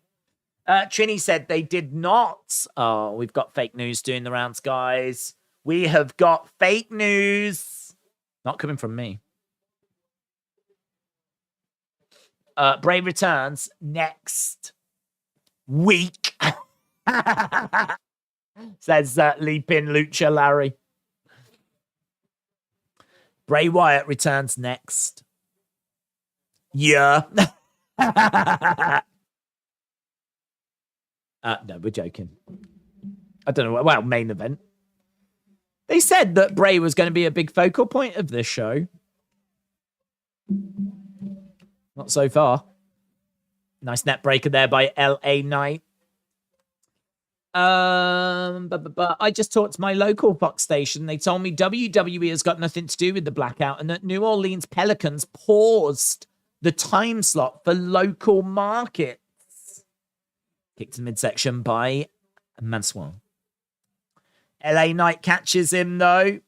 Flips him over. Mansoor goes down. LA Knight gets the ropes. Big clothesline. Mansoor goes down. Basement dropkick. And Marseille spills to the outsides. Kick to the midsection. Oh. A blunt force trauma. A BFT. It's kind of like where he grabs his head and just yanks him down. A BFT. So LA Knight picks up the victory with a blunt force trauma. I tell you what, though, Mansoor, he bumped around like a super trooper. He did a good job. BFT. BFT winner for LA Knight. He's going to do a promo. Let me talk to you. Whoa. You don't think I did that for you, do you?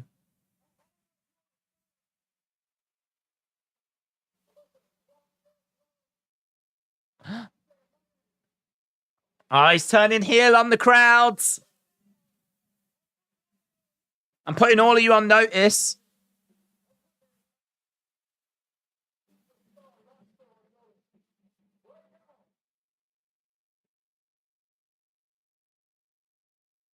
Everyone. Mark the dates. You can all get your ticket punched. Oh, there we go. Here, I wasn't expecting a heel promo from LA Knight. Bray Wyatt. Up next. The return of Bray Wyatt up next. Yeah, up next. Oh my God, it's next. I mean, probably not. It's probably not. That almost certainly means we're going to move on to something else. But I appreciate them getting us excited about it. They're just going to show the promo, said Scott. Sonny said, but how can we trust them? We can't. We should turn the channel over in anger. No, I mean, look, it's going to be the video package in it. It'll be the video package. It'll be the recap. We will look at the return of Bray Wyatt. It's not going to be the return of Bray Wyatt. It'll be Extreme Raw. We revisit, said Lone Star Friends. Bray Wyatt up next to turn into the Via meme. God damn, it's a recap. We revisit. We're revisiting. WWE love trolling, don't they? Yes. They clearly played Bray Wyatt up next screen top early. They're just going to show the return again. Yes.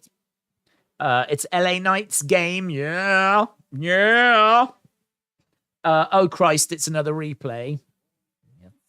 They're just showing the video of Extreme. It won't be live TV return, says Matt. No, but we are going to get that later. That'll come later. Don't you worry. Hey, calm down. Be all right. Dominic said, that's it for this week of Bray. Just a picture saying up next. That'll do. I think we can get an hour video out of that, to be honest. I think we can do. I wonder what they meant by the 33rd up next. Do you think it was the same message as the 32nd one? When they say up next, do they mean as in like in this universe or up next in a parallel universe? I feel like we can still get a video out of that. Chance, we revisit. Yes. Very good. They're really stretching it, said 8 stories. Do you think WWE should do a pay-per-view where you bring talent from TNA? No. Done. Coach Co said, in the 1950s, colored toilet paper was also the rave in the US, but health and safety over the dye caused it to be discontinued in the early 2000s. SD Film said, STG, if we get a video package, I'm gonna best Triple H. Dark Angel said it'd be funny if they just play the Extreme Rules return several times throughout the show. Tommy said, is Bray going to put on the same road to coming back as Via after months and months and months? Do you think we will see Hulk or Flair back in WWE? I think Hulk's under a contract, isn't he? Like an ambassador thing. So he won't wrestle, but will we see him again? Yes. Flair? Never say never. He comes and goes all the time. So yeah, never say never. Right. For the first time in over 2 years, the return of Bray Wyatt. But first, let's take you back to this past Saturday night at Extreme Rules, just in case you didn't see it or didn't watch it. I mean, personally, that's on you, isn't it, really? If you didn't watch it, that's not my fault. Don't know why I have to see it again. I'm not down on it. It was very entertaining. I'm just saying. Ryback comes out instead of Wyatt. We're really glad. They did just say he'll return. Yeah, he'll return. He'll be on this show. Oh, don't worry. We're going to get something. It's not just this. Don't you worry. What's with all the recaps? It's for all those horrible casual fans that thought, oh, I won't bother watching Extreme Rules. I'm going out with Jonathan on Saturday. I haven't got time to actually watch Extreme Rules, so we've got to show them what happened, haven't we? The return of Bray Wyatt tonight. The return of Bray Wyatt next. The return of Bray Wyatt tonight. Oh, we're all over the road with the return of Bray Wyatt. Here's Damage Control. Damage Control making their way down. But will he be there tonight? Well, look, you're going to get something tonight. I feel like rumors are, there is going to be a promo, in-ring promo as the main event, so yes. Damage Control versus Roxanne, Shotzi, Raquel. I should probably have the results, shouldn't I, really? Going along the bottom. Yeah, go on then. Go on. Smackdown results. So we have had Sami Zayn beats Kofi Kingston. We have had Rey Mysterio quits. We've had Braun Strowman beats Jobbers as Omos watches. Pervert. We've had LA Knight beats Mansoor. And now here we are with this in our lives.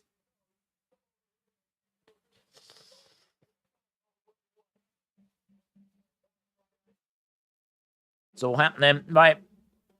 Damage Control in the ring. Brandon said Bray attacks Cross. Well, I think it's just a promo. To be honest, I don't think he's attacking anyone. Dark Angel said, I heard some guy named Wyatt returned at a pay-per-view recently. That's the kind of vibe I'm getting, yeah? I'm getting the kind of vibe that we are doing these recaps for those people. I'm sure there are people that are out there that didn't watch Extreme Rules, but watched the weekly show. I don't know. Why would you do that? Why would you watch Raw or SmackDown but not watch Extreme Rules? Even if you can't watch it live, as long as you've got Peacock, you can watch it catch up, can't you? So, I don't know, strange. I suppose there might be someone in the world that's watching this show for the first time that need to know what's happened, but I don't know. Is there? Maybe there is, yeah. I'm sure every week there's someone that watches for the first time. Don't know. I wouldn't give a flip about them people. They've got to fend for themselves.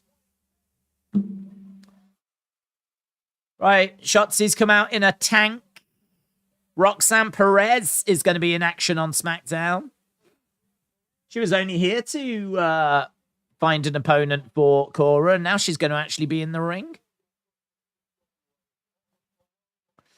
Wrestler Andy said, what percentage of people do you think watch casually versus those that know behind the scenes stuff? It's really... how would you even put a percentage on that? Really, really don't know. Really don't know.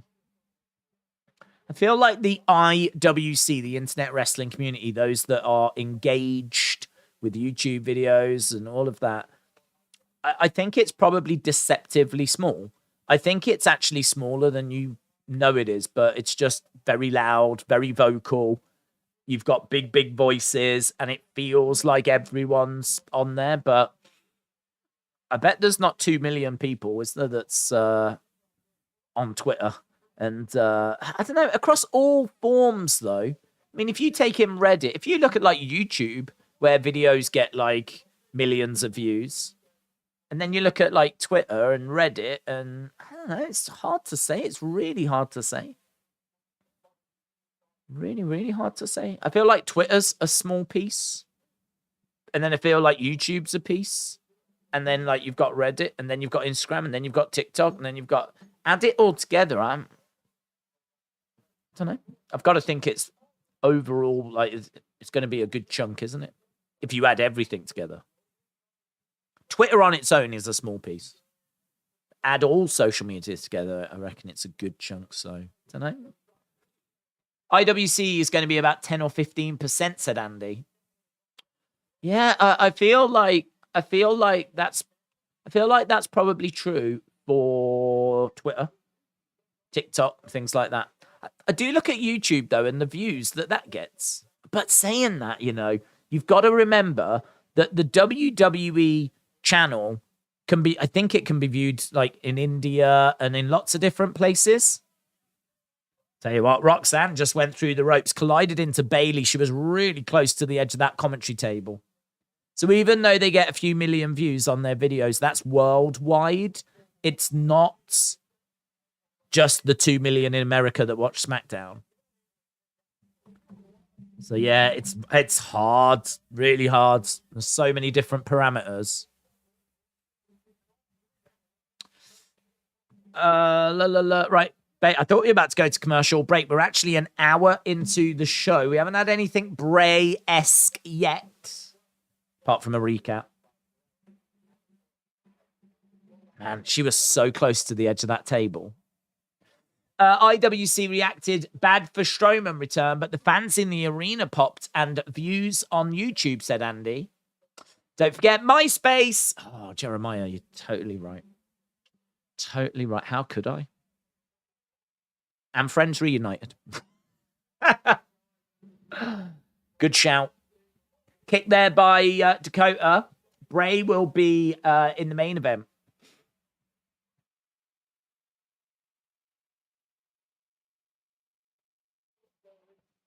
Talk about me, you idiot, said Bailey to Michael Cole.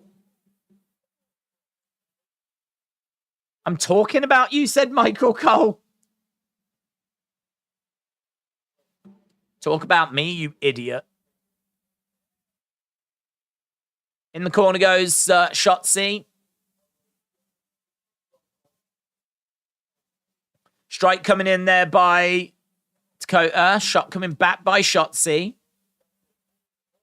She's throwing in some strikes. Shotzi back in the corner. Kick to the midsection. Shotzi goes down. Always great to see Bailey going after Michael Cole. Crowd are a bit flat for this. Shotzi is planted on the... Well, Shotzi goes to the outside. She plants Dakota. If you had to pick a wrestler that was released to return, who would you pick? How would you book them? Said Dominic. I would pick Iconics. I loved Iconics. I'm sure if I sat and actually looked at a list, I could probably find someone that could be a bit more of a main event talent. But to be honest, there, my go-to was always like Carrion. I always thought Carrion shouldn't have been released. I think like Keith Lee as well. I was a big fan of Keith Lee. I was disappointed when he went. But I love Iconics. It might sound stupid, but I genuinely thought Billie Kay was one of the most entertaining performers on the roster. Her in-ring was all right. Like, her in-ring was nothing amazing, but her character work, like, she was so funny. Her resume, when she was trying to get someone to join up with her at the Royal Rumble, and every time someone came down, she was, like, handing out a resume, trying to see if they would, like, work with her. Or, like, do you remember when she was in the Riot Squad and she dressed all punk and, like, came down with the Riot Squad and she was, like, posing, trying to act all punk?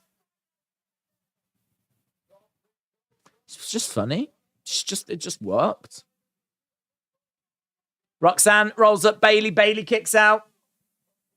We've got Bailey to belly, but a roll up by Roxanne. Couldn't kick to the midsection by Roxanne. Roxanne goes against the ropes.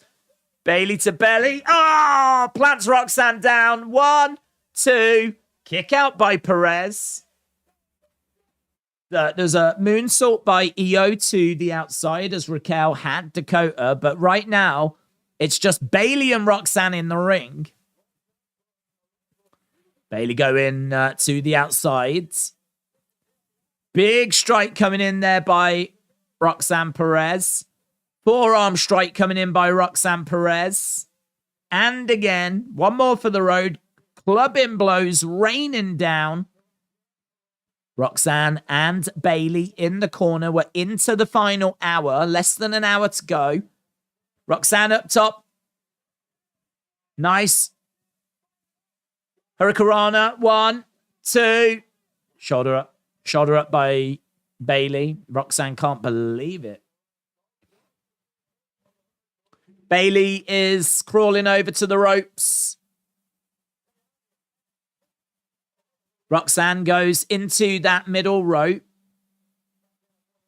So they're really giving Roxanne some time to shine here. I don't know where the other women have gone. 1. Oh, she gets caught. And she gets pinned. Roxanne loses it. We got the rage. Rage in the cage. Bailey pins Roxanne. Great performance by Roxanne. Yeah, but she's a loser. She's a loser. Oh, she's a loser. She came to SmackDown just to lose. No, she looked all right. Bronson Reed needs to come back, said Dominic. Michael said that was a yucky ending. Yucky ending. Next week isn't too far away, said return of Jedi Rusty Spooner. Do you think Nikita Lyons will be on Raw or SmackDown? Or do you think she'll be on NXT?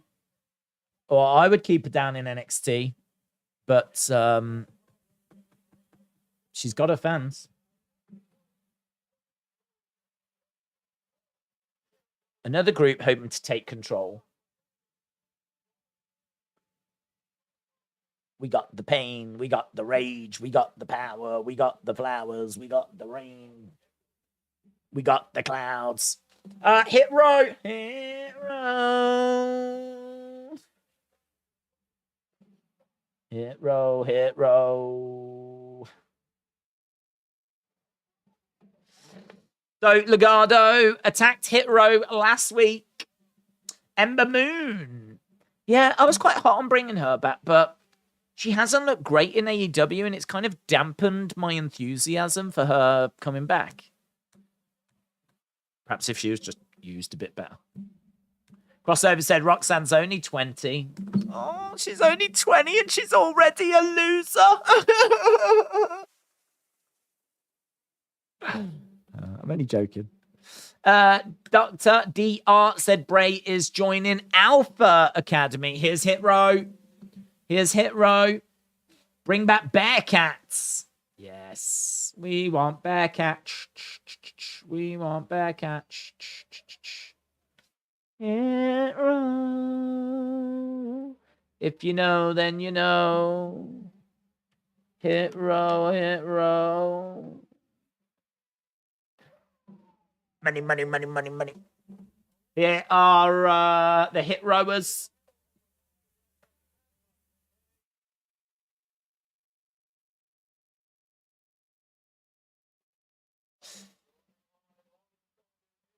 Okay, BFAB making her way down to the ring with Ashanti, the Adonis, and Top Dollar.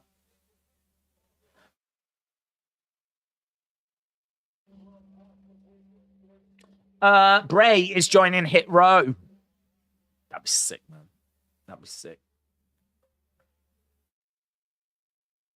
There is a little, an eye. Oh, Bray logo with an eye. Hey, that reminds me of Brody. Do you remember Brody's Titantron used to be an eye looking on the Titantron? Do you remember that? Do you remember that? Do you remember that? Do you remember when? Do you remember when Luke Harper had a Titantron and it was just an eye? Do you remember that? Do you remember that? Do you remember that? The eye. Remember that? Remember that. Hero. Hit row, hit row. If you know, then you know.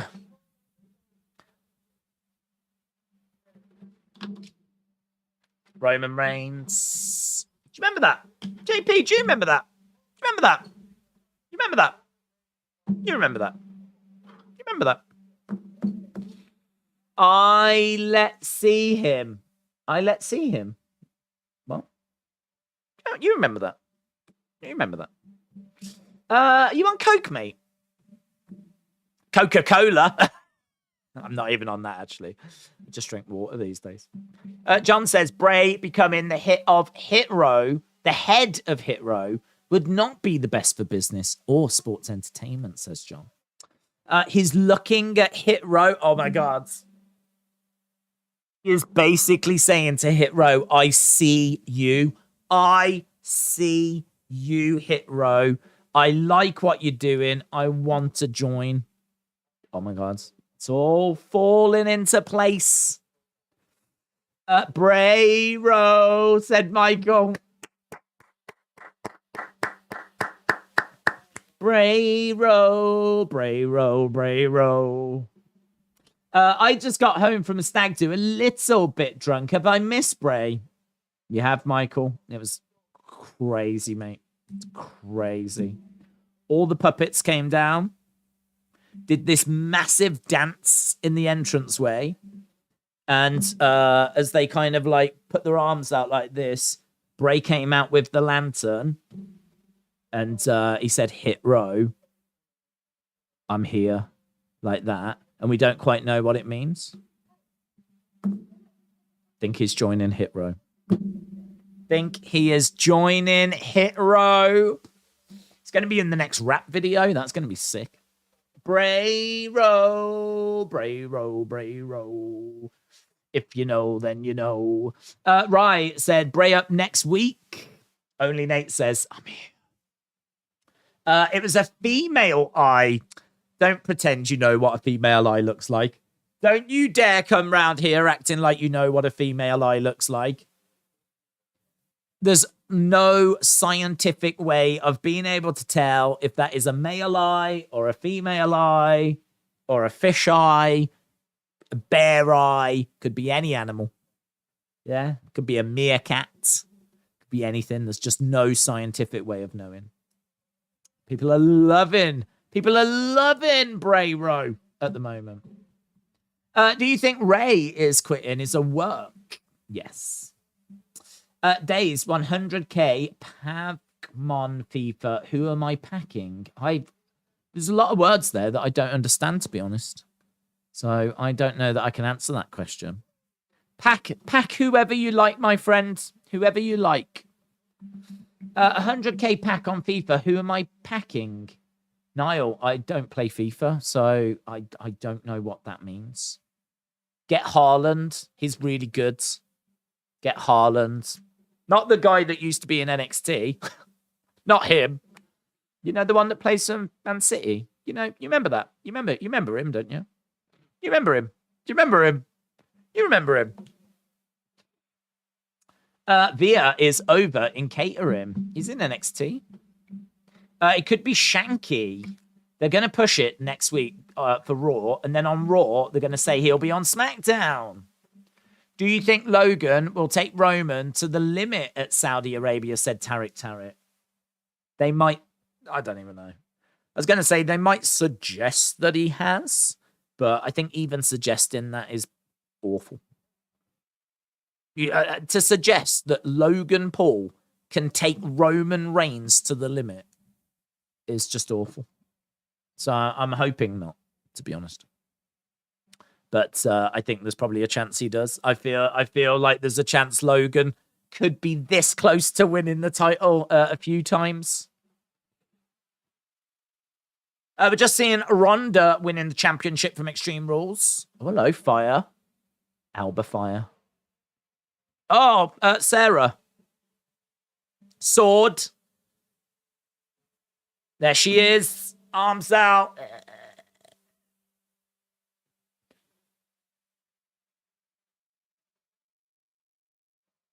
That's a man's eye. I can tell eyes. That's a man's eye.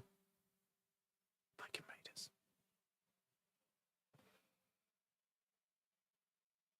Okay, we've got a Fire. There's Sarah Logan putting her arms out. Is that it? Are we still just teasing? Still just teasing. Just teasing. Sarah Logan, come in.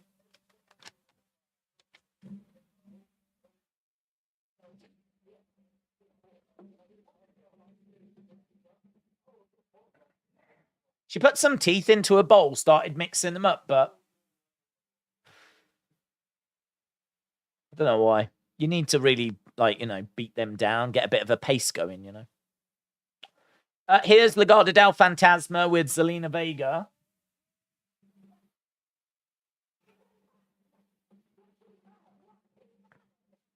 How long we got? We got 46 minutes to go. I'm telling you, they aired a video earlier on my feeds. It was probably a mistake, says Rotem. Viking Bray. Right, we're underway with Hit Row versus Legado del Fantasma. So we are underway with that right now. Hit Row versus Legado del Fantasma. I think they changed the name of one of them, you know. It was Raul Mendoza, but we looked the other day on the roster and it's not that now. So I think one of the names has changed for Legado del Fantasma.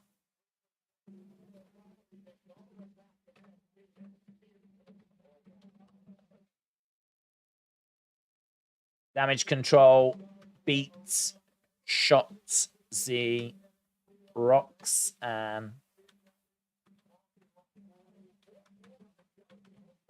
Yeah, they're just talking about how these two teams feuded down in NXT. That is true, they did. I mean, I was there. I saw. That was Vincent, said Real Talk with the King. Didn't get Haaland days, but got Hugo Lloris. Not bad. Very good. Basically the same. Viking 6. Raul Mendoza is now Cruz del Toro. Thank you. Cruz del Toro. Thankfully, it's got it written on their backsides. So if you do get confused who is who, then you can tell the difference that way. Not that they're identical or anything, but I'm just not very good when it comes to tag teams. Unless they're like Top Dollar and Ashanti, who are very, very clearly different. I'm still not 100% which one is Raul Mendoza, which one is Whacking Wild. But you can see Del Toro on his tights. Zelina Vega launches herself at B-Fab. B-Fab goes down. Real Talk with the King said that was Vincent. It was Sarah Logan. Bray will return at WrestleMania, said 8 Stories. Super kicks. Did he just slide under the ring? Larry said it's confirmed. Bray's going to Maximum Male Models. Listen, as long as he's happy and he can do creatively what he wants to do. 1, 2, they pin Top Dollar, and there we go. It's a pin. Victory. JP Ville said Bray up in NXT.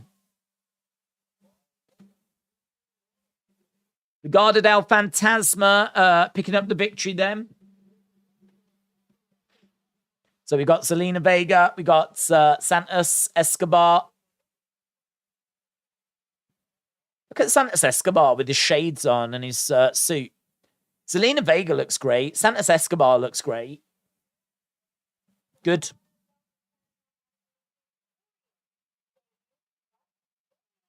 Are they going to have to put someone else with Hit Row? Are they just outnumbered? Oh, here's Sonya Deville. Short match.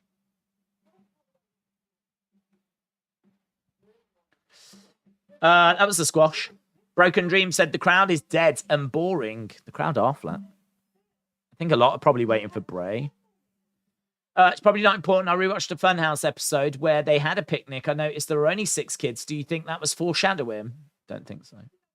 Don't think so.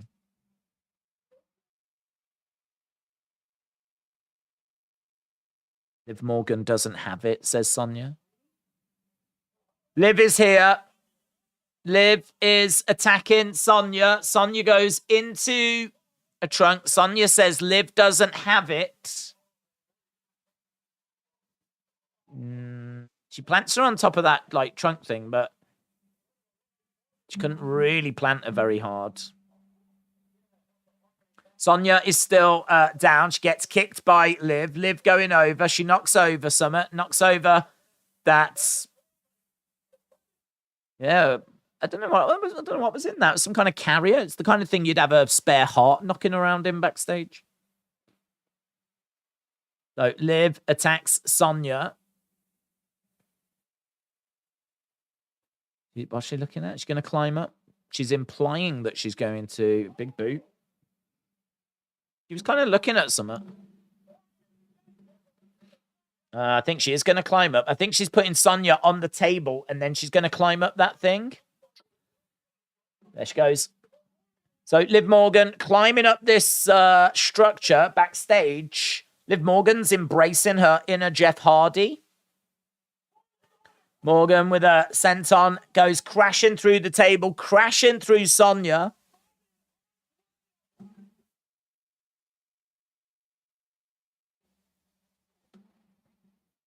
Liv attacks Sonya. Here is Ricochet. That was nice backstage. That was nice. You know, you see a lot of brawls backstage. You don't see a lot of that backstage. So they definitely just gave something to Liv there that we don't see normally. Liv climbing up and actually crashing down. That's a big backstage spot, isn't it? Nice. Liv Row. Here's Ricochet. Ricochet. We've got 39 minutes to go.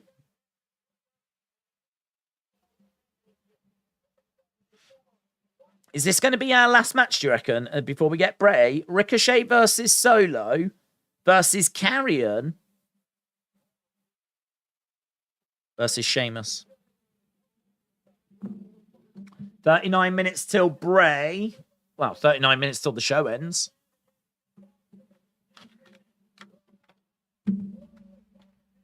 Carrion versus Ricochet versus... Carrion versus Ricochet versus Solo versus Sheamus. Right. We're getting there, my friends. We're getting there. The excitement is building. Where is my phone. Someone has stolen my phone. Where is my phone? Where has that gone? How have I lost my phone? Act cool. Act cool.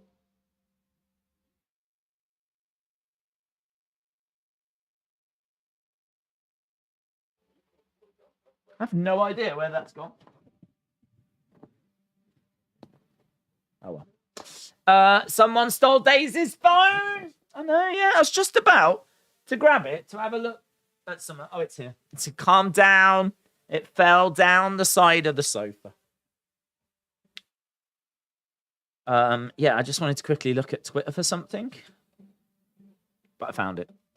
I think Drew will come out and attack Carrion. I think there's a very good chance of that. Have WWE scored an own goal? The crowd pretty much pooping on the entire show because Bray has not showed up yet. Maybe, to be honest. Maybe there needed to be a little something more at the start. So, yeah, maybe.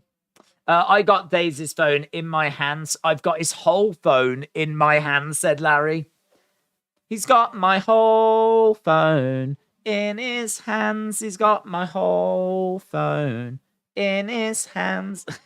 Very good. Yowie, wowie. That is very good.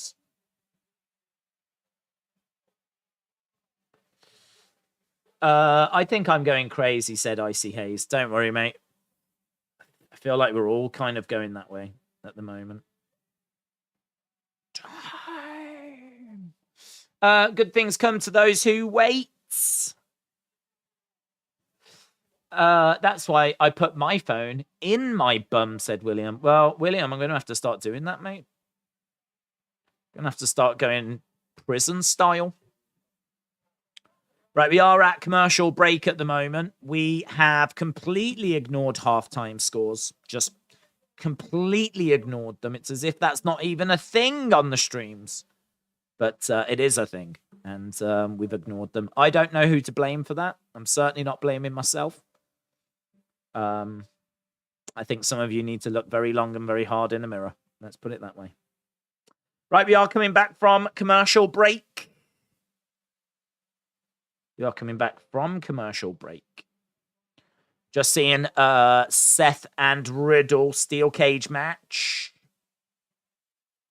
Saving him for the end is obvious. Unfortunately, they goofed earlier, but it will be worth it. I do agree. I do agree that saving him for the end of the show makes sense. Like, you want to try and milk as much out of it as possible. I do think there could have been a something. I feel like they should have made... it's difficult, innit? Because if you tell people he's going to be in the main event, do people go away and then come back later? I don't know. I just feel like people are waiting, and he hasn't come, and he hasn't come. I think if people knew he was the main event and he closes the show, then maybe people could focus on the other stuff, knowing that Bray is at the end of the show, you know? I don't know. Either that or it's just a rubbish crowd. Imagine Liv gets more and more insane. She gets locked in an insane asylum, said Leander. That'd be good. I'd be down for that. That's why they did it, said Kurswam. Right, we've got Ricochet in the ring. Now we've got Sheamus. It's going to be a while until everyone's in the ring, isn't it? Ronda Rousey, it's Air and No, the SmackDown Women's Championship is here, or no. No, she's not. Wow, no sign of Ronda. Minu said, Days, I saw a post on Twitter that if you pause on a frame in the Bray Wyatt pitch during Hit Row's entrance, there is an eye, and it looks like Liv Morgan's eye.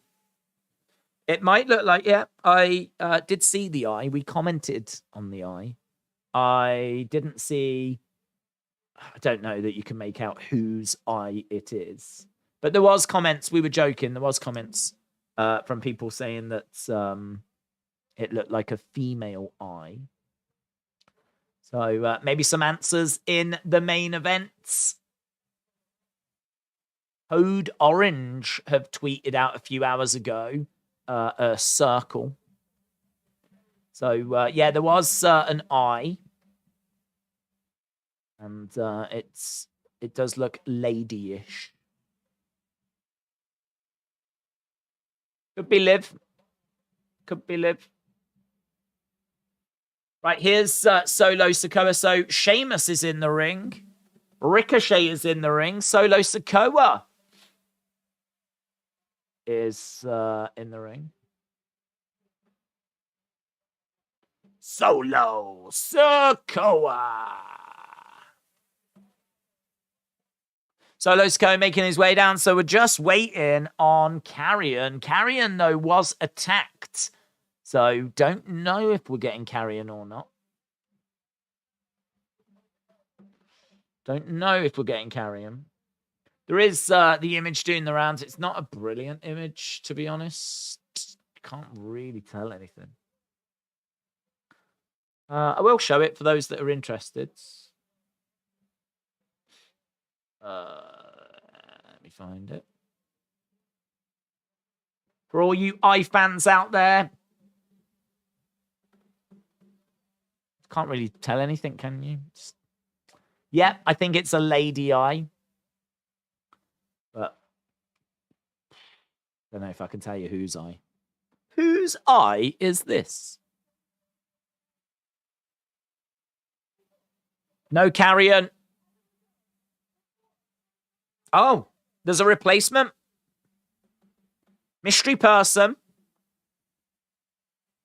There's a fourth person that's going to come in and replace. Oh, wow, it's Rey. Rey Mysterio is going to be replacing Carrion. That's cool. Oh, my God. Oh, my God. Rey is back on his own. Rey is back on his own. He isn't with Dominic. He's not around Dominic. It's just Rey on his own. Oh, what a time to be alive. How long have we waited and waited for Rey to be on his own? Rey on his own.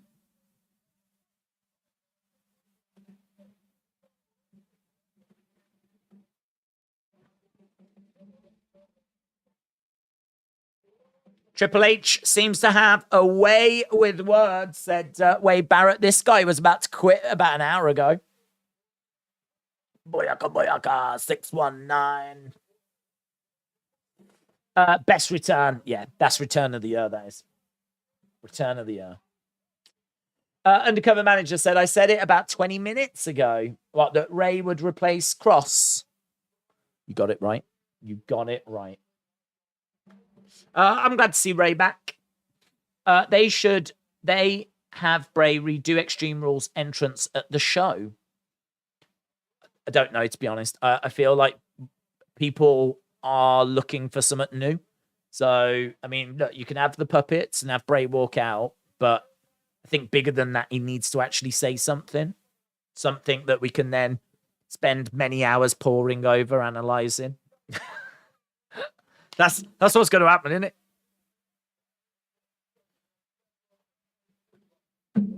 Against the ropes goes Rey.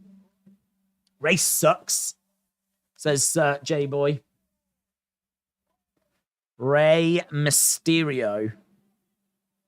Boyaka,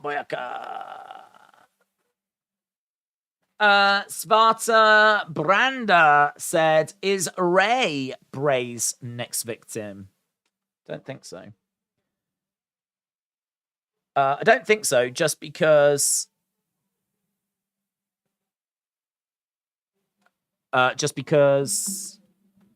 he's a face. He's a face, and why would Bray go after him? I really feel like Bray needs to go after a heel. If he goes after Rey, I think people feel sorry for Rey because Dominic's turned on him, and now he's going to be attacked by Bray. I mean, that would just suck, wouldn't it? Liv had an eye on her hand at Extreme Rules, says Steve-O. That's true. Good. Nice connection. Nice connection.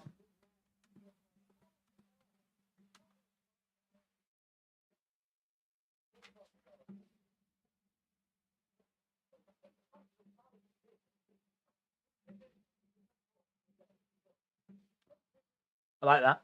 Very good. I think, wasn't it on a glove or something? And then, like, she did that backstage freak out thing, and she was like, this is very, very, very, very weird.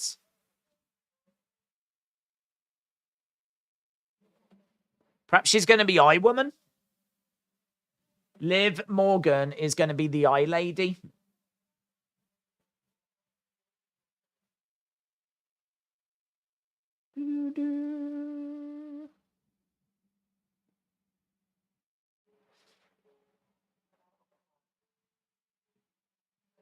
Let's go. Quick shout out to the bad guy, Scott Hall. Always. Shout out to you, Junior. Thomas, we've got 28 minutes. Rotem said, Days, the Bray video I saw was something along the lines of, why are you wrong? Or something like that, says Rotem. Yeah, but Rotem, no one believes you. That's the problem. No one believes you. Not that you've ever lied about anything before, because to my knowledge, you haven't. But people just aren't buying this one. They're not buying it. They're not buying it. I think it's unfair. I think there's a chance you're telling the truth, but I'm just telling you what everyone else is saying. Yeah, it's better that you hear it from me. Should not be having this match. Sheamus should be champ, said Dominic. iPhone lady. Oh, yes. iPhone lady. That would be good. She could be called Mac and then she could be iMac. Oh, my God. We're off. Do you think Alexa is Sister Abigail? No, I think Liv is Sister Abigail. That's the greatest joke ever. Sister Abigail. Sister Abigail. Oh, hang on. The kids all love that. Loved it. They absolutely loved it. And rightfully so. Call her Aunt Eileen. Nice. Uncle Howdy, Uncle Festus, Uncle Sam, Uncle Harper, and Auntie Eileen. Days, Bo and Curtis Axel join Bray to become the new B-Ray team. B-Ray team. B-Ray team. I like that. Well done. Well done, B-Ray team. Killing it with dad jokes, says Philip. That's literally all we can do. That's all we can do. Cooper said, I'm afraid you've lost your mind. I heard Charlie Brown noise after Daisy's joke, said Larry.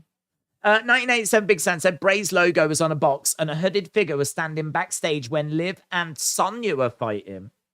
There was a hooded figure backstage when Liv was fighting. Have a look.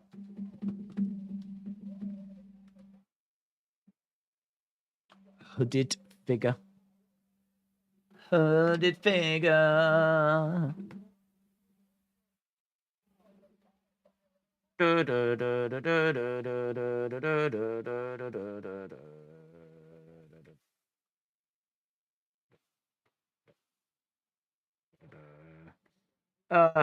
People, that's funny. People sending me like skeletons saying still waiting for Bray. Bum bum bum bum bum. Liv Shayna. Have a look, seeing if we can see any pictures of this hooded figure. If you do manage to go back and see anything, feel free to send an image. In fact, can I go back? I don't know if I can go back. It's really tricky to rewind on this, you know. I don't even know if it's possible. I don't think it is. Although, I just remembered I should be able to go back afterwards. I think it's easier once the show finishes to go back, so I'll have to have a look after. Unless anyone's got an easier way of going back whilst the show's on air. Have a look and see if you can see that mystery person, apparently during the Liv and Shayna segment. I'm just on Twitter now, searching Liv and Shayna. See if I can find that segment again. I don't think it's up. Shayna, it was Sonya. No wonder I'm not finding anything. Helps if you type in the right women.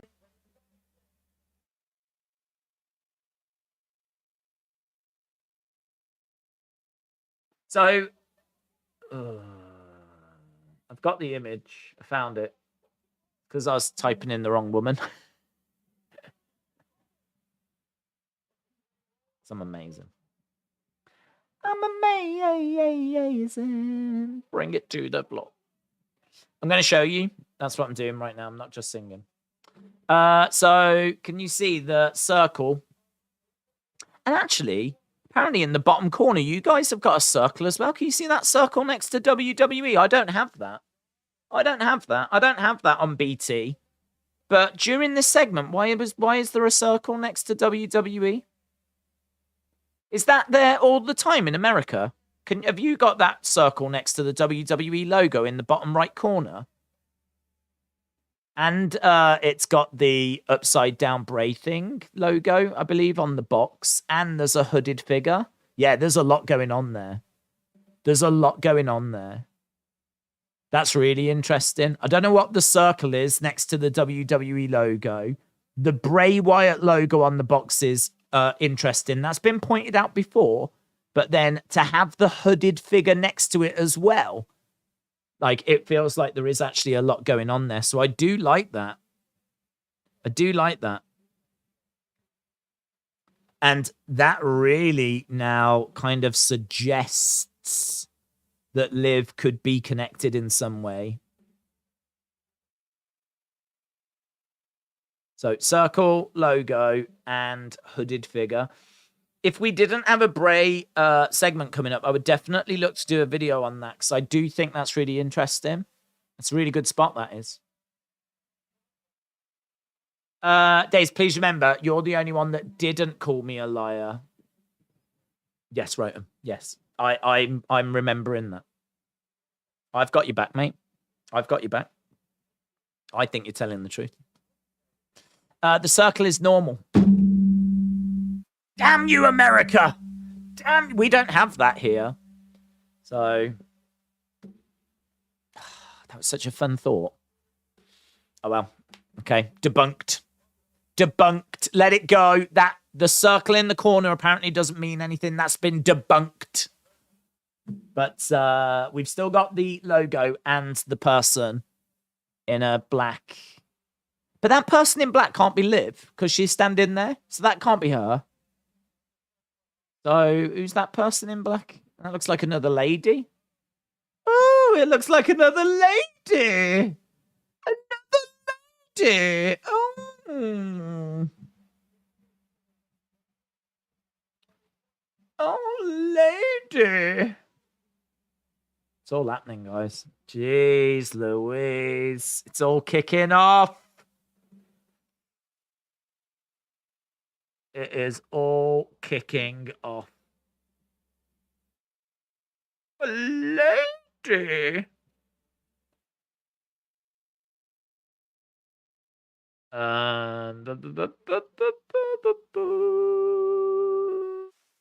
Lady in black is dancing with me. Cheek to cheek. I don't know if it is a lady in black, to be honest. Well, it is someone in black, but say it's a lady. I feel like it's a lady. Yeah, very good. Well spotted. Very, very good.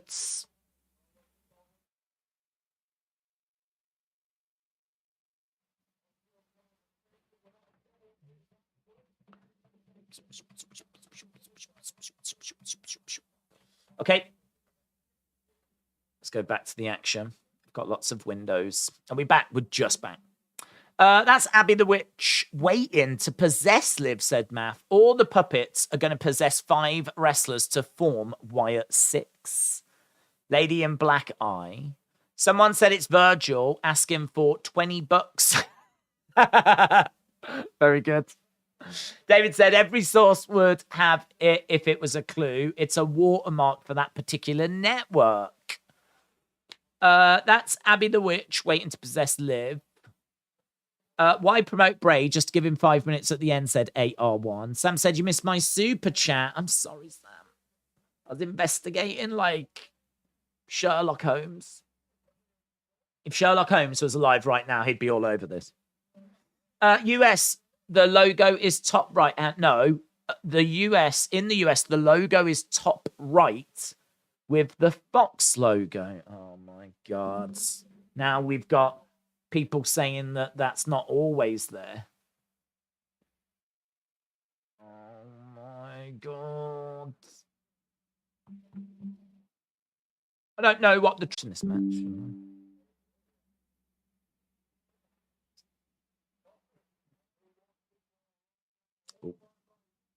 Yeah, maybe I shouldn't mess with anything because it's causing a bit of lag. I've got so many windows open. I probably need to shut some. Shut that window.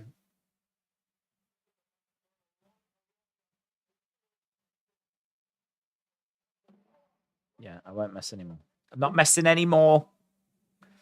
Do you think Alexa could be Sister Abigail or be part of Bray's faction? I think she could be. I don't know that she is, but I think she could be. Right, Sheamus putting in some big clubbing blows on Solo. I'm going to get some serious lag, my end, said William. Well, don't worry, William. I think we've ridden out that storm. Giggity, giggity, said Jordan. Bray Wyatt and Rey Mysterio should have a feud, says Leo. Judgment Day attacks during the match and Bray saves Rey, said Joe. Bray Wyatt versus Roman Reigns, said Hustless. Just let him in and open the door, said Jeremiah. Do you see Sanity returning? I don't think so. I don't think so. Liv is Lily. I'm convinced, says AR1. Right, we've got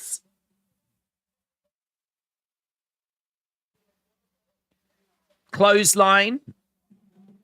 Another clothesline. We got the bloodline interfering. Over the top rope goes Sami. Super kick there by Solo.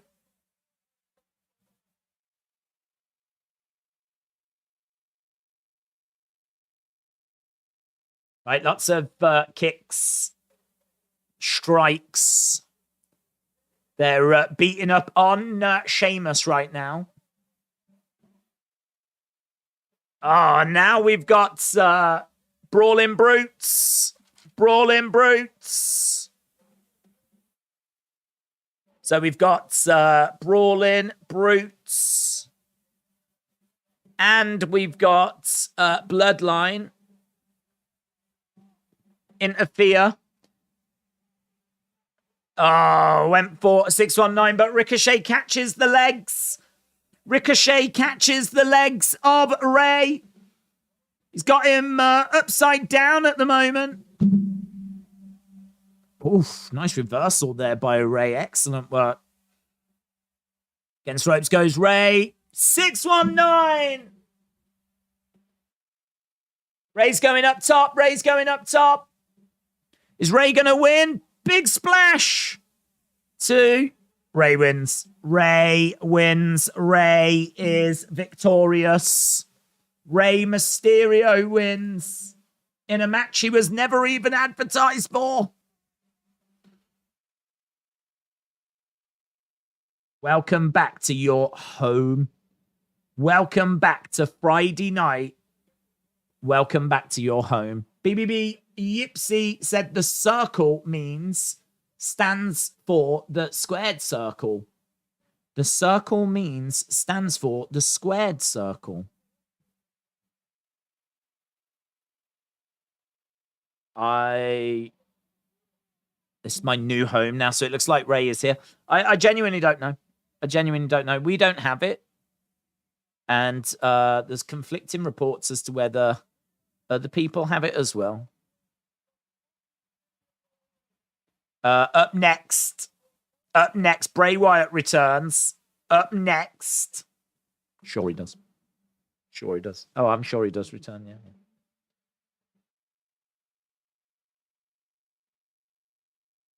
I'm sure he does return, yes.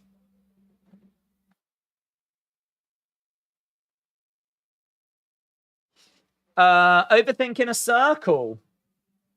It's my new home now. Up next. The circle represents the earth, and now he's got the whole world in his hand, says Ben. That's it. Done.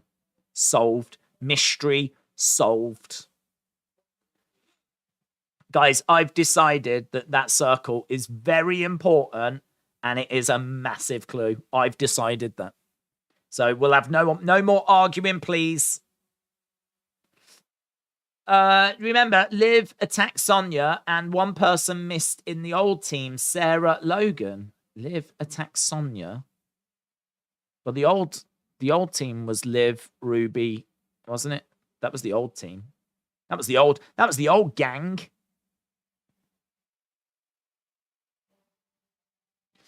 5 hours later, Bray's returning tonight, says Cynthia. Well, it feels like it's happening now. It feels like it's happening. I think we can dare to dream. I am daring to dream right now. I think something's going down in Braytown.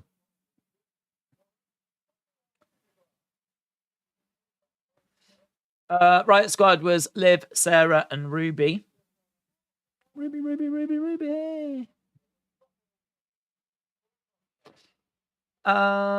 Here's up next, just like Via was coming.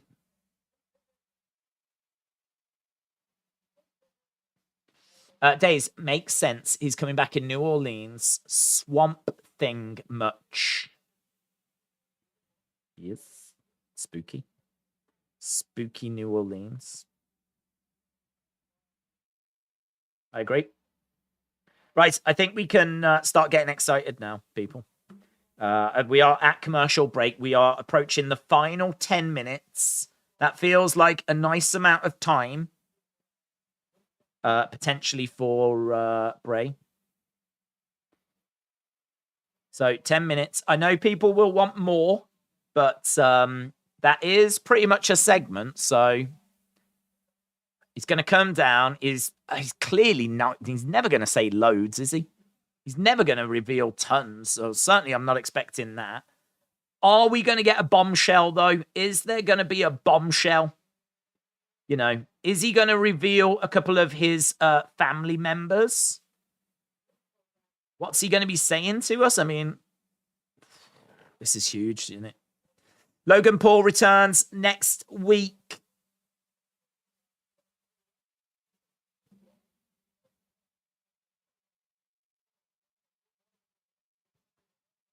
Okay, here we go. Scott said same thing happened when Theory won Money in the Bank. What's that, buds? All right, here we go. Lights are out. Is it going to be whole world in his hands? Like a ding, ding, ding, ding. The door again. The door again. The door again. Dun, dun, dun, dun, dun, dun, dun, dun, dun, dun, dun, dun, dun, dun.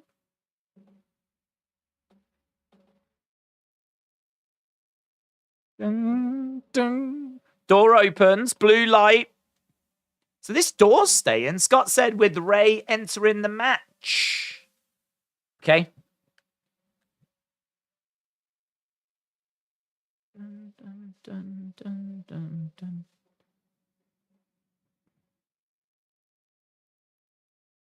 It's interesting how the tune really builds and builds, isn't it? So we start with the door.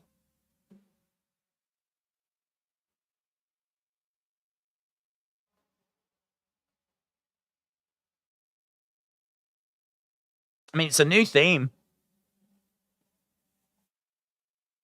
Bray walks out.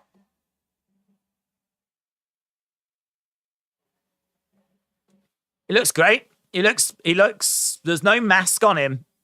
He just walks out. He's making his way down to the ring. This is fascinating, isn't it? Love the theme. Catchy tune.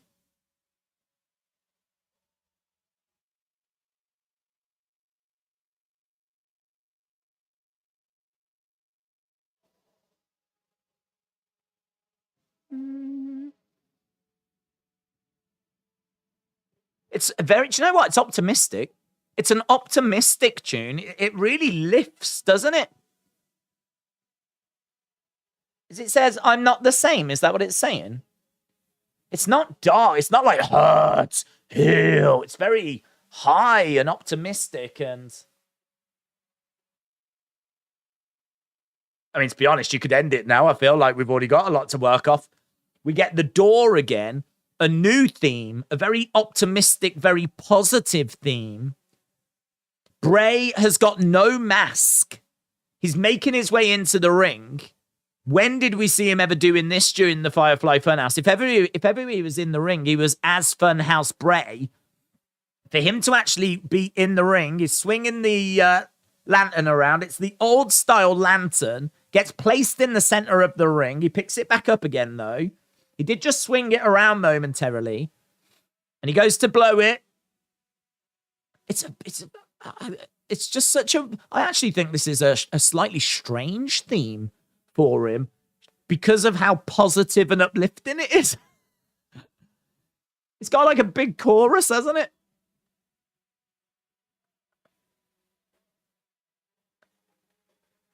So he's standing in there, he's letting the theme, and there we go, he blows it, and then once he blows it out, the theme ends.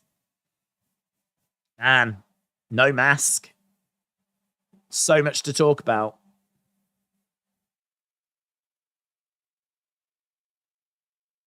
Welcome back, Chance. Welcome back. Welcome back. Big welcome back, Chance.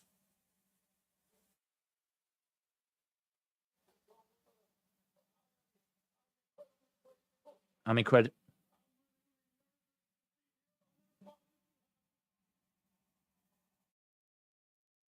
I'm really nervous to be here. I didn't know this would happen. This feels like a new character. This is a new character.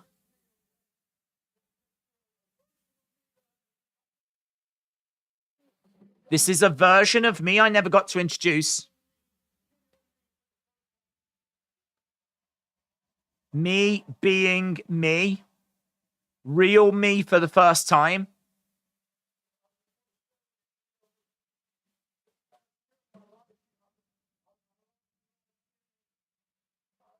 Lost a lot.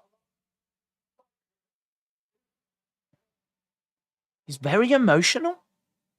I can't tell if this is a creation or if this is Bray. He lost his self-confidence. Lost two people close to him. And he lost his way.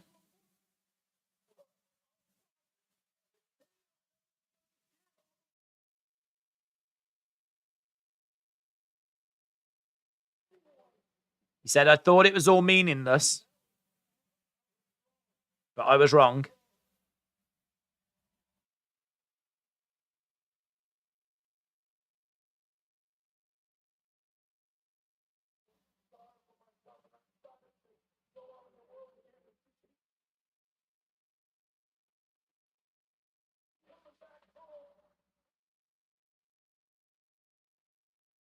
Not what I was expecting at all.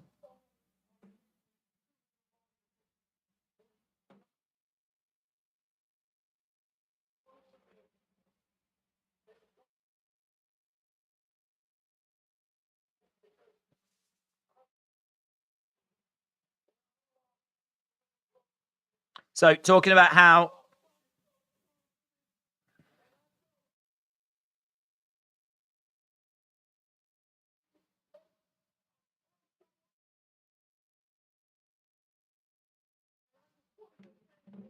I just wanted to thank you. You saved my life.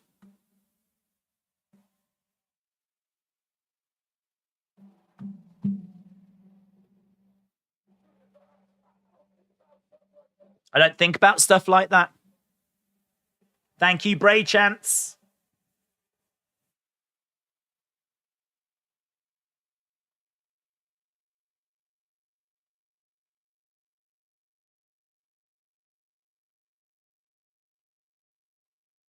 I really want him to turn.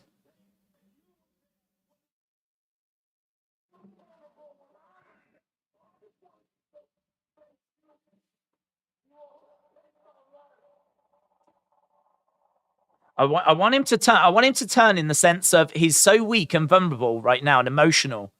I want him to be like, but I'm not weak anymore. And I want it to snap.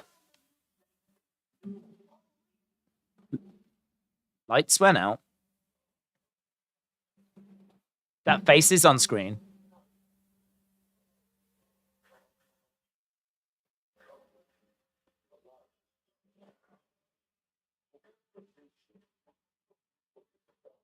Forget the future, forget the past.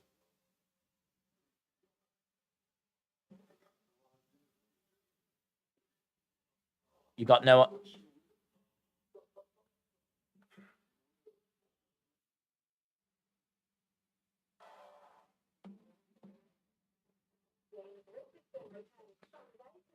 You've got no idea who you're dealing with, but you will. I'm going to listen to that again. I've got it here.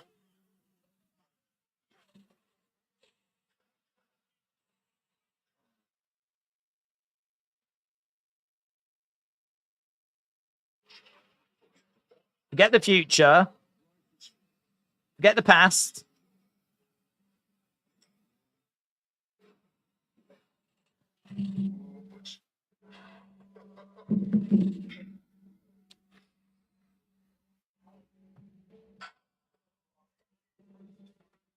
There we go. Well, that was an ending and a cliffhanger. Well, do you know what? It certainly delivered. It certainly delivered. The end. What the hell? It ended just like that. Right. I'm going to go and make a video on that and get all of that into a video, get my thoughts out there. I think there's tons to talk about, and I'm not just saying that. I think the spoiler, I think the theme is really optimistic. I think that this new character of Bray, this vulnerable, real Bray, I think there's some truth in there, a lot of truth in there. I do think that it is, I don't want to say being played up, because I think he spoke from the heart, but he did not have to present himself as vulnerable as what he did. And I think that there is something to that. I also think he had to play it vulnerable because that video just came on and said something like, oh, little one, come with me. So it seems like he had to be vulnerable because that thing on the screen just arrived and said, oh, little one, come with me. And he says something like, little one, come with me. Forget the future and forget the past. You have no idea who you're dealing with. So there's clearly like, I don't want to say a higher power. I'm going to have to watch it again. Let's talk about Bray's new song. When someone explained what just happened, thought we were getting face Bray, it ended. I'm so confused. I think that Bray is in the ring portraying a new character, a more vulnerable character that I think is genuinely based more on his real self. I believe that. I believe it's based on Wyndham, and I think it's really interesting. I think if you look at the optimism that he comes out with, the positivity he comes out with, for him to then go in there and speak from the heart and talk about meeting people and it all being lovely, no surprises in that. No surprises in that at all. The entrance music gave me those vibes. So all of that, there is clearly something else, a different element that is connected with Bray. This figure, this image that's on the TV screen, that seems to be some kind of, I don't want to say higher power, but it seems to be a guiding force. It seems to be something that's going to guide Bray. And it could absolutely turn out to be Bray as well. Someone mentioned split personality, and I think there's a good chance that we are seeing that again in a way. You know, we had Funhouse Bray and we had The Fiend. Now we might have Wyndham and this mask, which apparently is being referred to as Uncle Howdy. So that's what we think the mask person is called, Uncle Howdy. And so I think we've got like Wyndham and Uncle Howdy this time. And it feels very much like Uncle Howdy is pointing Bray in a certain direction. But I'm going to watch it again, get it done in a video. We'll be back in half an hour on the second channel for our review. Obviously, everyone's going to be talking about this, buzzing about this. Make sure you get your thoughts across in that review, in the comments and everything. Appreciate you watching. I hope that gives you an idea as to where my head's at right now. I'm going to go and watch it again. Awesome. Thanks for watching. Bye for now.